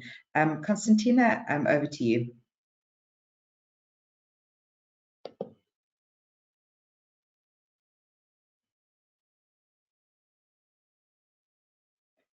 Konstantina, we can't hear you. There we go. Hello? Hello, can you hear me now? Yes, we can hear you now. Thank you. Okay, so good morning to all, and thank you for this invitation. I'm Dina Fili. I'm coming from the European Commission, the DG for Energy. I'm based in the unit covering issues on consumers, local initiatives, and just transition. In my brief intervention, I would like to talk about the legislation we have in place and the data interoperability rules we are currently developing in order to support the easy, safe, and secure access to energy data. Data, as we heard, can be of great value and service to all of us. And given this value, we need to ensure that data is available and accessible by those eligible. Also, that is properly handled and shared, respecting privacy and data protection rights based on secure infrastructures and trusted value chains. And this is a must for any sector. That is why the Commission has recently proposed, as we heard earlier today by Yiri, some horizontal rules to facilitate data sharing in a trustworthy manner, also across different domains. This is to help create wealth for society and increase control and trust of both citizens and companies regarding their data. Now, when it comes to the seamless flow of data, which is what we are seeking, three elements must be in place. They are prerequisites. So this is access, trust, and interoperability. And our rules, including our specific energy legislation, are looking at how to ensure that all these are indeed in place. This is what, for instance, we have done in the Clean Energy Package and in the new Electricity Directive. There we have set the main principles so that data can be accessed by those eligible on equal footing and in a clear, smooth way. We also ensure that the right tools are in place. I'm talking about fit-for-purpose smart meters with the right functionalities so that the data can be available as required and when required. We also gave to member states the responsibility to define the respective detailed rules to ensure access to data in line with these key principles that I mentioned. Irrespectively of the data management model, which is something we just discussed in the previous slot, that the member states choose to run at national level, they must ensure always that those that they are handling data, whoever they are, they remain neutral and that the data is accessible in a transparent and non-discriminatory way. Also, when personal data is involved, it needs to be handled in line with the GDPR. This is our umbrella framework for data protection. It is key for building trust, and consent is its cornerstone, I will say. Now, to monitor the situation and ensure that all is running smoothly on the ground, which is what we are seeking, we foresee in the directive a strong oversight by the regulators. We rely on them to make sure that things are running smoothly. On top of that, and to help with implementation, the Commission intends to develop in secondary legislation, as we have already heard, interoperability requirements and procedures for access to data. These will be based on existing national practices and standards where these are available. We have already preparing the work, the ground for this with the help of the Smart Grids Task Force. And we heard that earlier today. And the idea is that we make, with these implementing rules, the different arrangements we currently see in member states, we make them interoperable. This will help us better run existing processes and will support the development and delivery of new data-driven services and products.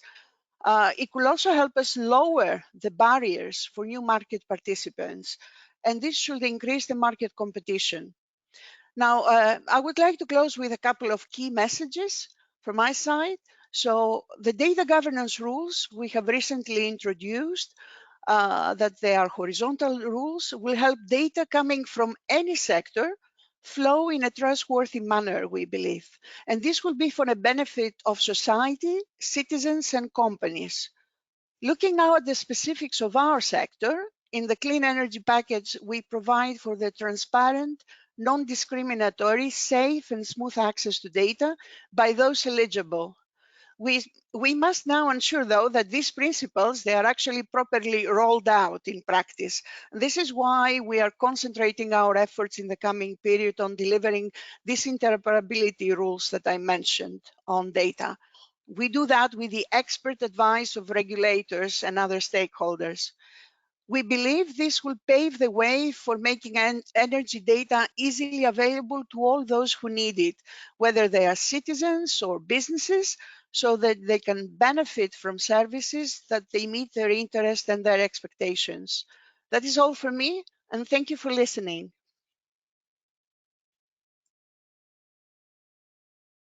Thank you, Constantia. I think we just saw the issues around data and connectivity there. So next up is Eleonora Bettanzoli, who probably needs no introduction, from ARERA, the Italian National Regulatory Authority. You're Deputy Director of the Retail Market Directorate at ARERA, Eleonora. And in your role, you've shaped the rules for customer information and customer rights on smart meters in Italy. And also very interesting, and you mentioned earlier, and I imagine you're going to tell us about it, you've set up a customer portal where customers, and perhaps also in the future those who are authorized, can access their historic consumption data. So Eleonora, please. Thank you, Judith. Yes, Constantina used an expression that I had in mind to use myself, which is a cornerstone. Because what I mean to tell you is that, in my opinion, the cornerstone for the energy regulator is to take focus that energy consumption data is becoming, and this has been said already during the morning, a very valuable asset. And in certain terms, it has the feature of a public asset. But this but is owned by the customers. The but is to underline the contrast with the typical public asset, which is public, is owned by the state in some way. And this time, this public asset is owned by somebody, the customers. So this is an oxymoron, if you want. And the action of the regulation must move from recognizing this oxymoron. Stemming from this, so the regulator, the NRA, have to apply their traditional principles of their competencies that in a new form, in a new shape, because they have to be applied to this paradigm, which is a paradigm of innovation, a new paradigm. So what are the traditional duties of the regulators? We know it: promote competition and innovation and protect customer rights. On the latter aspect, the second aspect, I want to underline that there is a new right, as said also before during the morning, that is recognized obviously by the clean energy package, and where the customer is assumed to be an active customer, to become an active client. So the new right of the client is to be empowered and not only to be protected because he's a weak subject. So he must be protected, and his right of being empowered and becoming active must be protected as well. So given that the energy consumption data, we said, is a valuable asset in a competitive market, it cannot be treated in a monopolistic way, but must be guaranteed of a neutral access. So NRAs have to recall their traditional role and task and apply those, as I said, to the new situation, where the speciality as I said, is that there is an owner of the common infrastructure with the customer. So on one hand, we have something that is in some way an essential facility that is needed to carry out the new services of the new economy, the new benefits that have to be taken to each single customer, but also to all the collectivity. But on the other hand, the essential facility, we said, is not public, is not state-owned, but it's of the customer.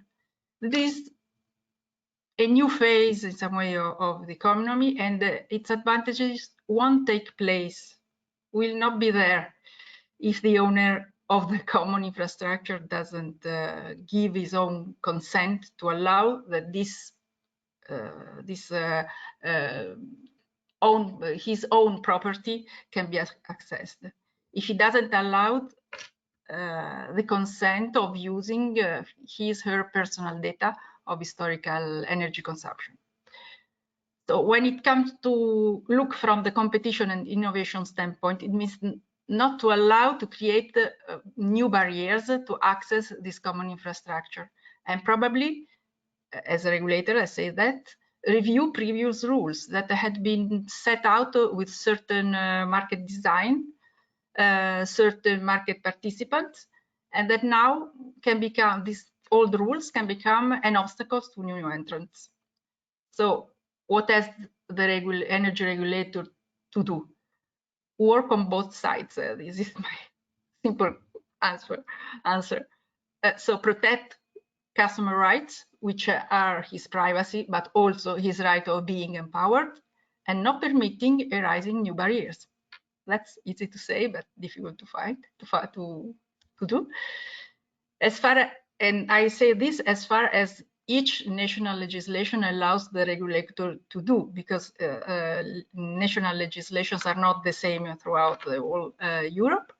So until the point that the legislation allows the NRA to do the work, the NRA has to work on the double side. Otherwise, the benefits won't happen. And the regulator, in some way, would fail in their duty. That's my view. Thank you very much, Eleonora. How to walk this tightrope without falling off is a very difficult question. So now, Augustin Renard is from BEUC, which is the European consumer body, representing 45 consumer bodies right across 32 European countries. So a real consumer voice to be reckoned with. You're Director of Legal and Economic Affairs. You run 5 teams, including the teams that focus on digital, consumer rights and consumer redress. So Augustine, we're sure you're going to offer some very important consumer insights, which will then anchor our discussion. Over to you. Thank you very much, Judith. Can you hear me all well? Yes, excellent. Thank you very much for the invitation to this extremely interesting event. I must say that I was very surprised for good by the quality of the presentations and the level of the discussion. I think that the energy sector is really a test case when we discuss enabling access to data for public interest purposes, especially because we have the legislation in place that enables that and enable to have this discussion together with regulators about what is the best way forward to make energy markets more efficient. Of course, one big challenge is to define why we need or what do we need this data for. What is the public purpose for which this data is needed? And of course, a clear case is to ensure the resilience of the electricity grid in order to avoid the blackout and basically make the production, distribution, and consumption of electricity more efficient. And for that, accessing to consumption data plays an extremely important role. So there is a factual need to get this right. But of course, if you look at from a consumer perspective, and it was already mentioned before, we have this idea of the consumer that it's circumspect and reads all the terms and conditions and understands very well how markets work in order to make the best decision. But the reality is different. And if we see it, particularly in utility market or essential markets, the situation is quite the contrary. If you think, for example, of switching rates in services like financial services or energy are extremely low. People are more likely to get divorced or to die rather than changing their electricity provider. So clearly this is a reality that we have to take into account, and the same apply in the way the consumers, for example, will handle the personal information, or will be aware in the way the data is being used, collected, and processed by multiple players. So it's extremely important to get this right, due also to the importance of the energy sector for day-to-day consumers. And here, what I think it's essential is the neutrality of the party that is managing basically the consent permissions. And in this regard, of course, you know, in most countries, DSOs are the responsible at the end of the data that is being processed and collected through the smart meters, and they have a position of neutrality which we need to maintain also regarding the processing and collection of the data. I would like to mention perhaps 2 points in this discussion. The first one, which is also linked to what are the reasons we need this data for, relates to the risk, for example, for consumers of being subject to personalized offers. And this is something that is developing fast, particularly because the technology allows this. The capability of companies to collect and process data enables the possibility to provide personalized offers. But I would like to raise some caution here, because even if we will have, for example, consent for this type of practices, we might have an interest not to allow this in markets where switching rates are very low. And for example, our member Citizens Advice produced a very interesting and important report about personalized pricing in essential markets. And they have actually shown that it could have very detrimental effects on more vulnerable consumers that do not often switch and might be subject to end up even paying higher prices due to this personalization. And then the second point that I would like to raise relates to the legal basis to access the data. We talk a lot about consent, but consent is only one legal base. There are other legal bases in the GDPR, but consent is kind of the residual legal basis for the collection of personal data, and most likely to be the legal base used in the context of access to energy data by eligible parties. And here, something that we also need to be aware of is the risks of consumers not being able to make a meaningful choice or take a meaningful and informed decision about who shall have access to this data. And this is because we need to avoid replicating the mistakes that have been made, particularly in the private sector, in the sense of the way certain companies, for example, have been engaging in dark patterns in order to make consumers take certain decisions that are not necessary in their interest. And here I think we have an opportunity to show that there is a different way to manage consent for consumers. I leave it here, and I'm more than happy to discuss how this can be implemented in practice. Thank you. Thank you, Augusto. A lot of food for thought there on the consumer side. So now Thank you very much to the panel for those opening remarks. We're going to spend about 5-7 minutes on each of our themes, so do please send in some questions. Our first theme is around, if you like, the common good benefits or the societal benefits.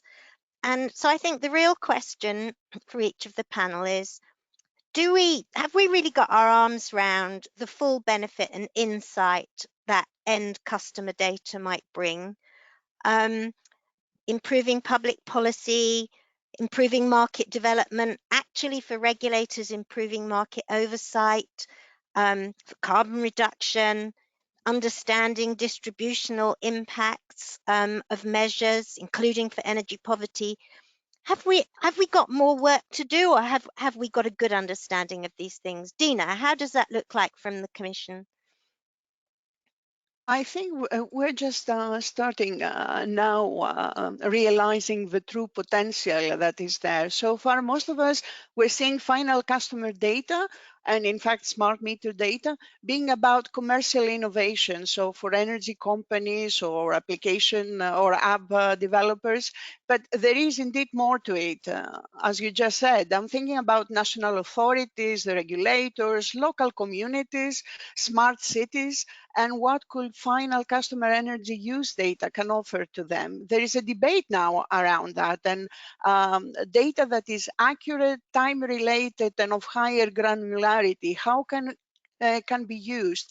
We know that we can improve our public policy evidence base with such data. The regulators, they can use this information to get a better input on the demand side and therefore better monitor and forecast the system's inefficiencies, or find out these emerging market issues as we heard, and ultimately made better regulatory decisions. And also for us, policymakers, to understand better the distributional impacts of our policy. For cities, for local energy schemes to be better evidenced and appropriately designed. I'm thinking about the planning and developing infrastructure for recharging electric vehicles, for heating, even for homes, even social services and health agencies. They can do so much with data coming from our sector, looking after in a better way the elderly, the vulnerable, the energy poor, and see how they can actually bring a difference. Traditionally, we have seen researchers using this type of data, anonymized aggregated data, and actually better informing their science.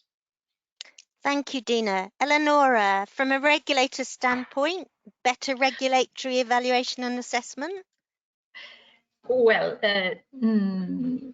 the personal feeling, I think that as a regulator, we are on the way.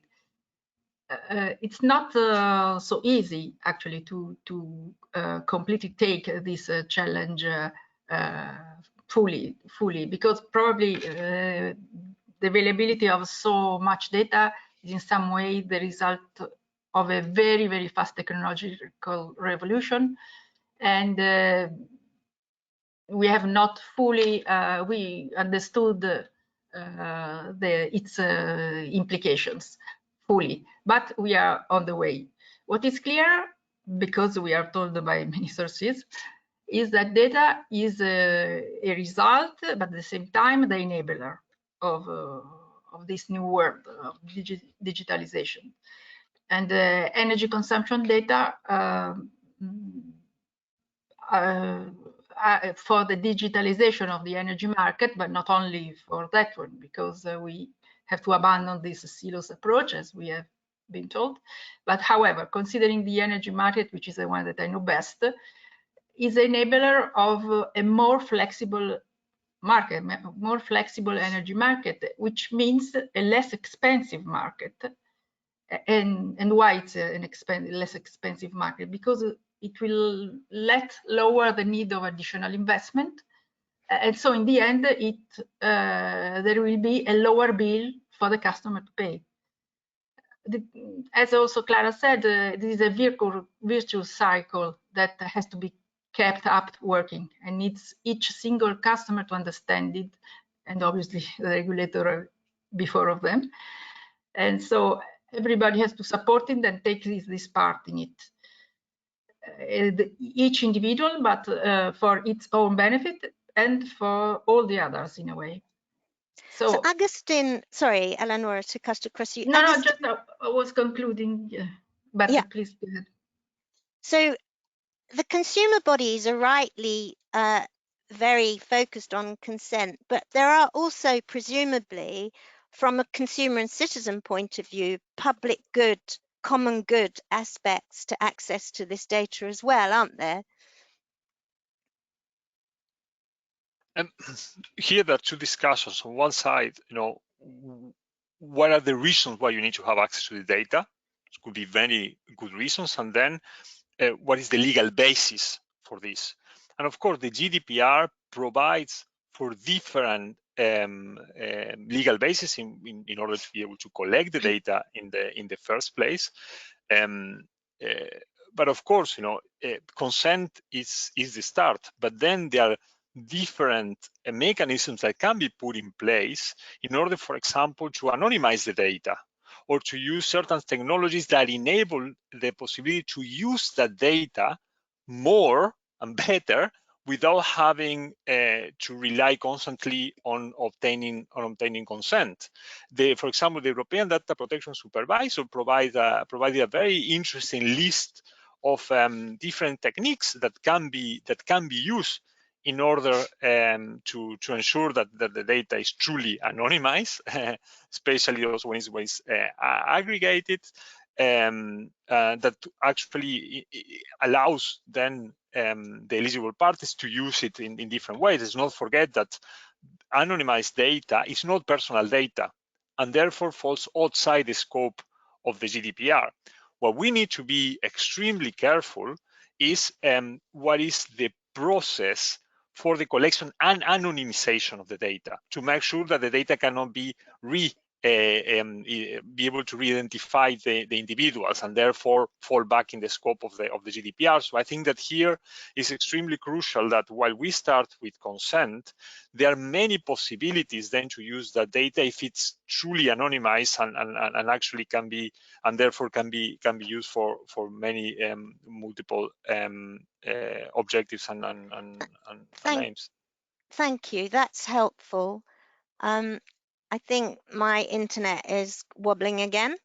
And I think that takes us into the next area we wanted to talk about, which was about actually managing consent access. There is actually a very explicit question in the chat, question 19, Agustin, around consent. I don't know if you'd like to pick that up, please. That all household members should actually register an individual consent to data share. Does that get round some of this paradox? It says that's quite a task, getting a consent from everybody. Yeah, I don't. I'm speaking from the top of my head here, so I should get back and check with my colleagues that know much more than me about data protection. But the thing here is that the personal data the data becomes personal when you can identify an individual with it. If with the data you cannot identify each individual person that lives in the household, then you don't need a consent. You will need the consent of the person who is kind of the responsible of the household, or who has concluded the different, energy contracts, with different parties. So I don't really see that as an obstacle, but I will have to perhaps check back with my colleagues and get back to you. So Dina, are we beginning to see routes through the kind of anonymization and aggregation process? I think we heard earlier about the example in Estonia. We've heard that the Italian regulatory authority has set up a portal. Are we beginning to see models emerge where people can navigate both the consent regime, but also make data available through new models? Indeed, we are, and you already mentioned the examples that we have seen more and more popping up in this area. And this is a realization that if we want to deal with more granular smart meter data, there has to be that could be potentially used to further public policy goals or even serve the wider good. We need to still safeguard consumers' interest, and we have to give them the reassurances that this is indeed happening.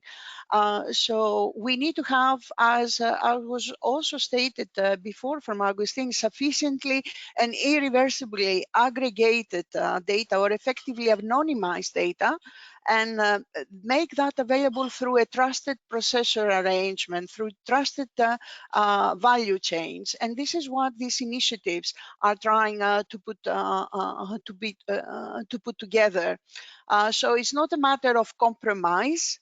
It is a matter of giving the right assurances there that the data is indeed protected, because this is how you gain the customer trust. Now I'm jumping to the next topic, but I will leave it there. Thank you.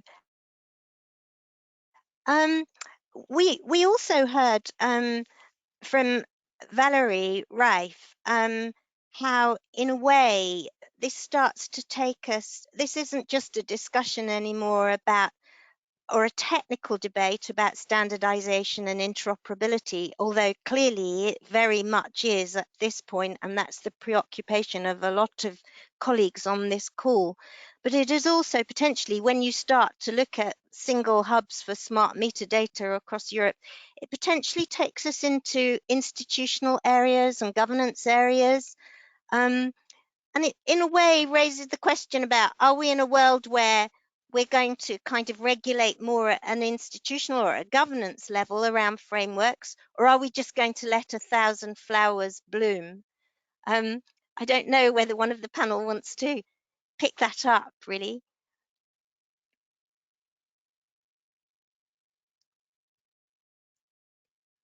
I floored you all.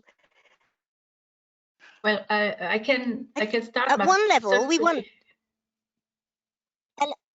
Eleonora, is that you? Yeah. Yeah, it's me. I can start, but certainly Gina can complete this. And actually, the approach is not that we regulate everything, but that in some way there is a coordination of the rules, so that we come to a point of being in a position to work, let's say, to be able to make this work. And indeed, the approach is not to regulate, but that there are roles and responsibilities to take. And this is what, this is the indication, actually. So roles of subject that can be different from one. Sorry, they tell me that I'm without video. Sorry, and roles that can be taken by different subjects in the different countries, in the different member states, and responsibilities which can be declined in a way that, in any case, in their external surface, let's say, in their external,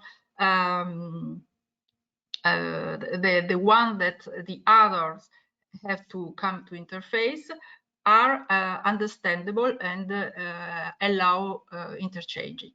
So I would say that is a double approach in some way. I don't know if Dina wants to complement this, because it's also her approach for in the EG expert, in the expert groups she's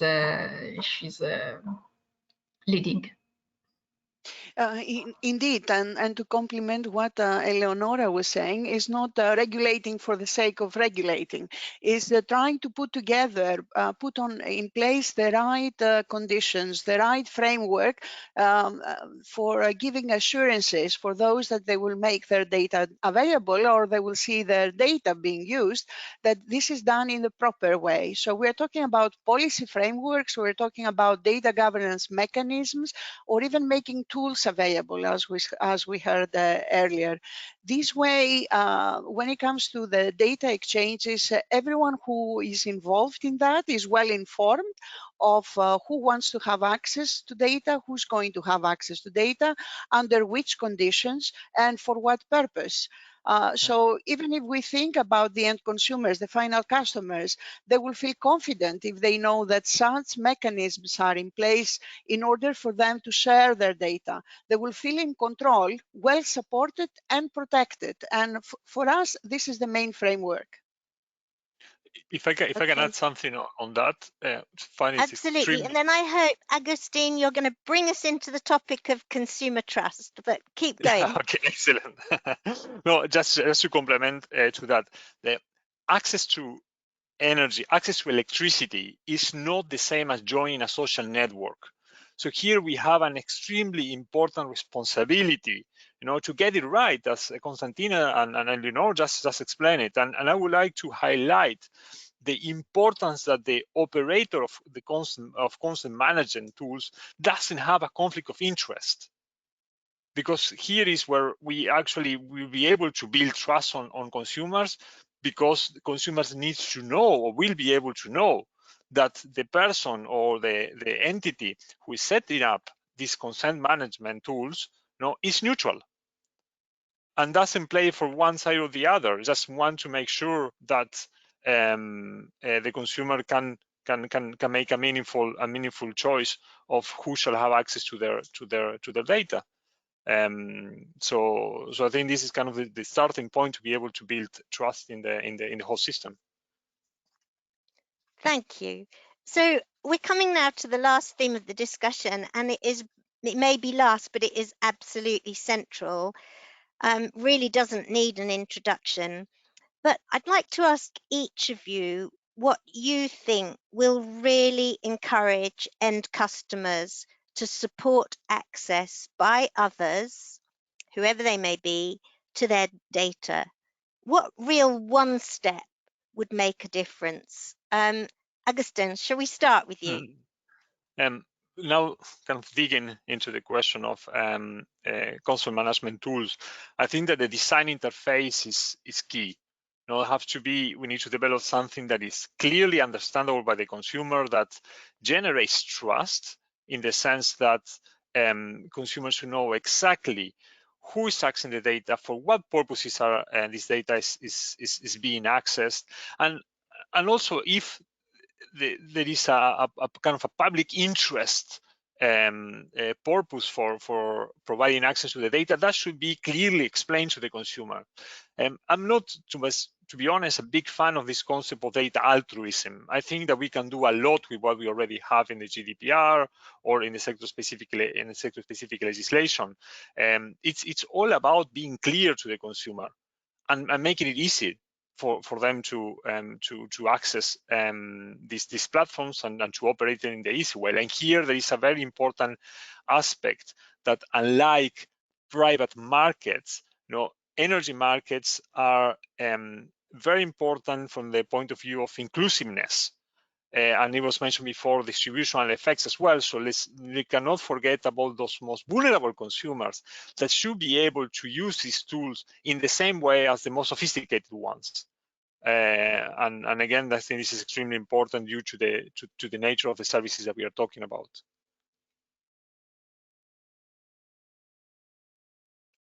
Thank you. Eleonora, how do you see, from a regulator standpoint, this core question of trust?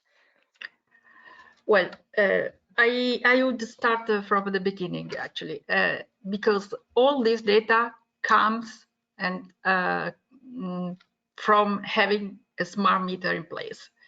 So I would say that the trust starts from that moment. So from the beginning. So from the beginning, it's important that the energy companies provide the best experience possible for customers, for consumers in rolling out smart meters, and make clear the genuine benefits in a way that engages consumers. So it's the first step. If you go wrong with the first steps, everything will be more difficult. And so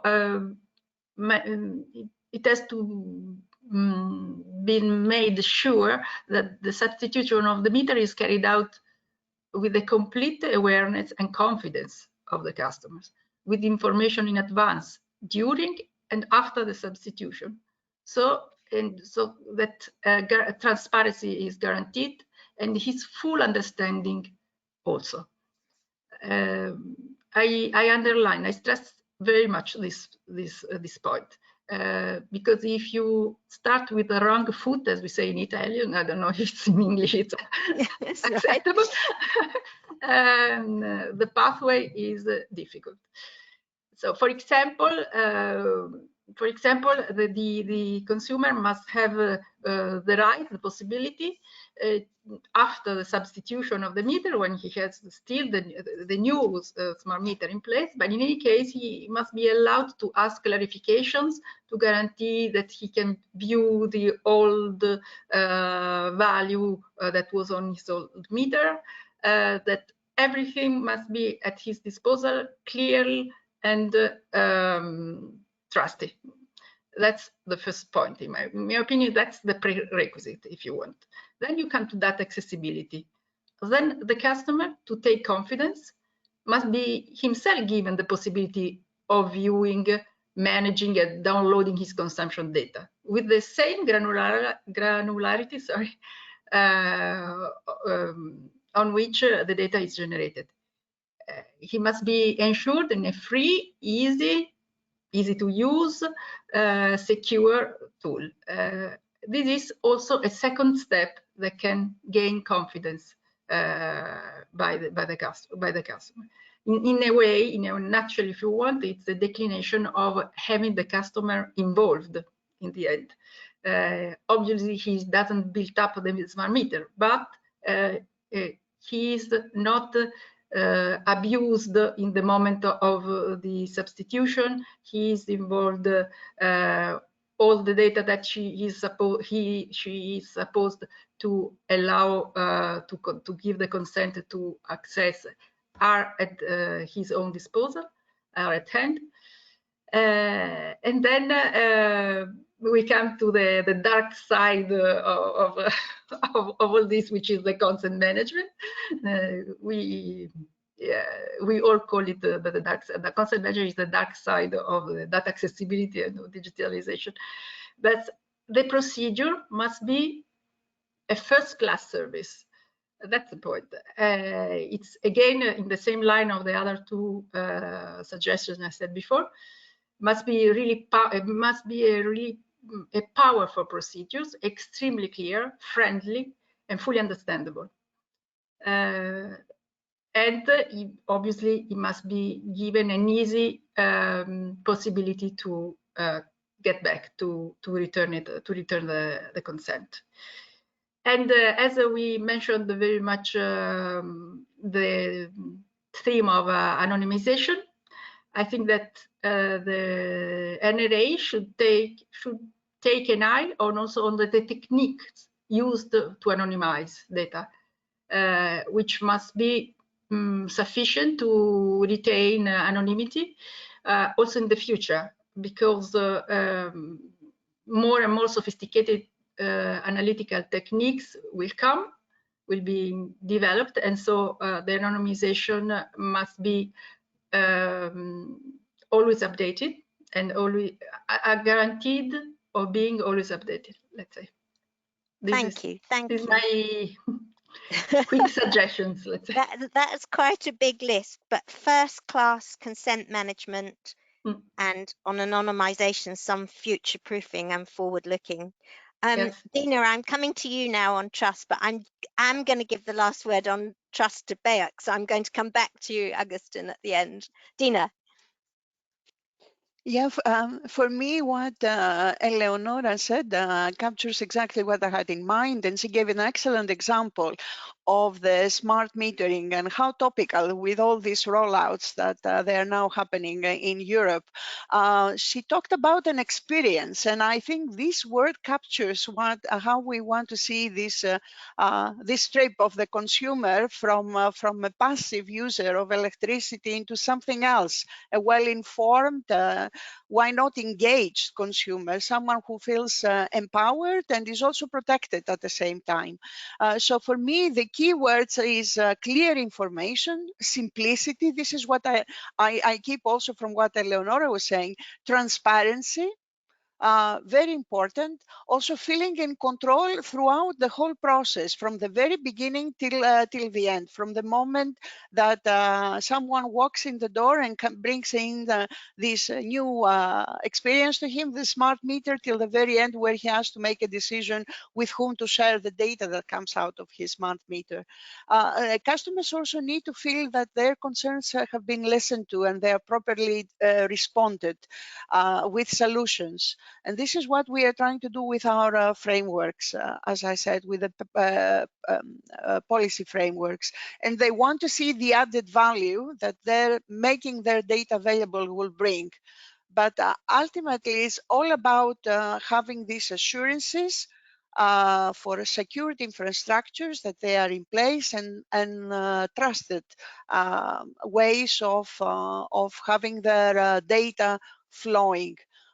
So this is what means for me gaining the trust of the consumer. Thank you, Dina. So Agustin, last word on trust to you, but you have heard some really quite concrete steps there, both from Eleonora and from Dina. Yeah, absolutely. Actually, it sounds everything extremely promising, I must say.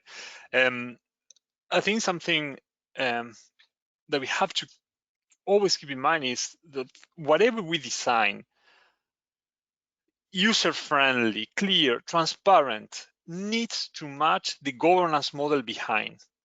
We have here, for example, a lot from all these big tech companies. We all give consumers the right to decide what happened with the data.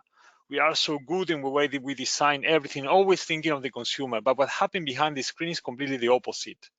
What we need to convey is a message to the user, to the electricity users, that whatever you see in terms of the consent management tools reflects exactly what's going to happen. And here I think that we do have an opportunity to make things right. And as Konstantina said, showing that it's an added value for consumers from sharing their data, added value for the individual consumer, but also an added value for the society as a whole, because we will make the electricity grid and the production and consumption of electricity more efficient, and that's a benefit of everybody.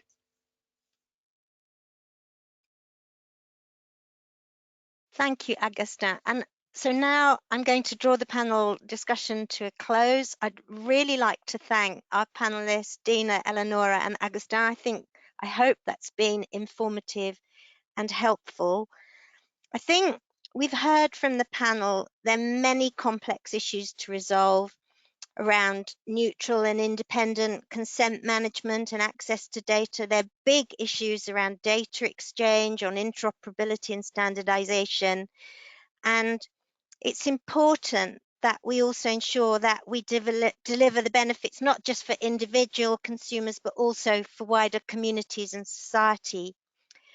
But we've also, I think, heard, and this is a big if the pull is there from consumers and customers, be that for their personal benefit or for a wider societal benefit, then perhaps some of the technical challenges on standardization or interoperability can be tackled more readily. So we keep coming back to the big question and the big challenge: will we offer consumers and customers the services and the benefits that they want, so that they in turn are ready and content to trust the market? And today, just now, I think we heard some really quite interesting and concrete steps around transparency, experience, first-class consent management, future-proofing, well-informed, engaged, those kind of steps that in the end might take us forward on the trust issue. But as they say, I think we all understand we're in that category of more work needed. So thank the panel very much. And now I'm going to hand over to Louise van Rensburg to conclude the workshop. Many thanks, Judith, for your excellent moderating of the panel. And indeed, thank you all very much for the truly high quality presenters, panelists, and moderators we've had today. And thank you all to all of those of you who've joined today's meeting. It's obviously an incredibly broad topic, but sessions like this really do help us as regulators focus on the key topics to help us prioritize which of those many things we need to tackle first. So even where we haven't been able to answer your questions, just seeing them is indeed very helpful for us. So thank you very much for your engagement. Today's session certainly does emphasize the importance of increasing the availability and sharing of data and reflecting the benefits and the value of that data, whilst balancing the need for protection and indeed trust, with consumers really very much at the heart of all of these developments. A really important element raised today that I think bodes mentioning is the number of times, it is indeed the need to think not only just in an energy silo, but also to look wider and work with other sectors that are dealing with similar issues and can be a source both of learning and in fact increasing the value of data and information, which I think is a really important takeaway. So with, just to close, I'd like to mention that the workshop has been recorded and will appear on CEER's YouTube page. But if you do have any further questions or comments or wish to register for the second webinar on the 17th of February that will focus on system data, please do get in touch with CEER. And as a last, thank you very much for your time today. Goodbye and have a fantastic day. Speak soon.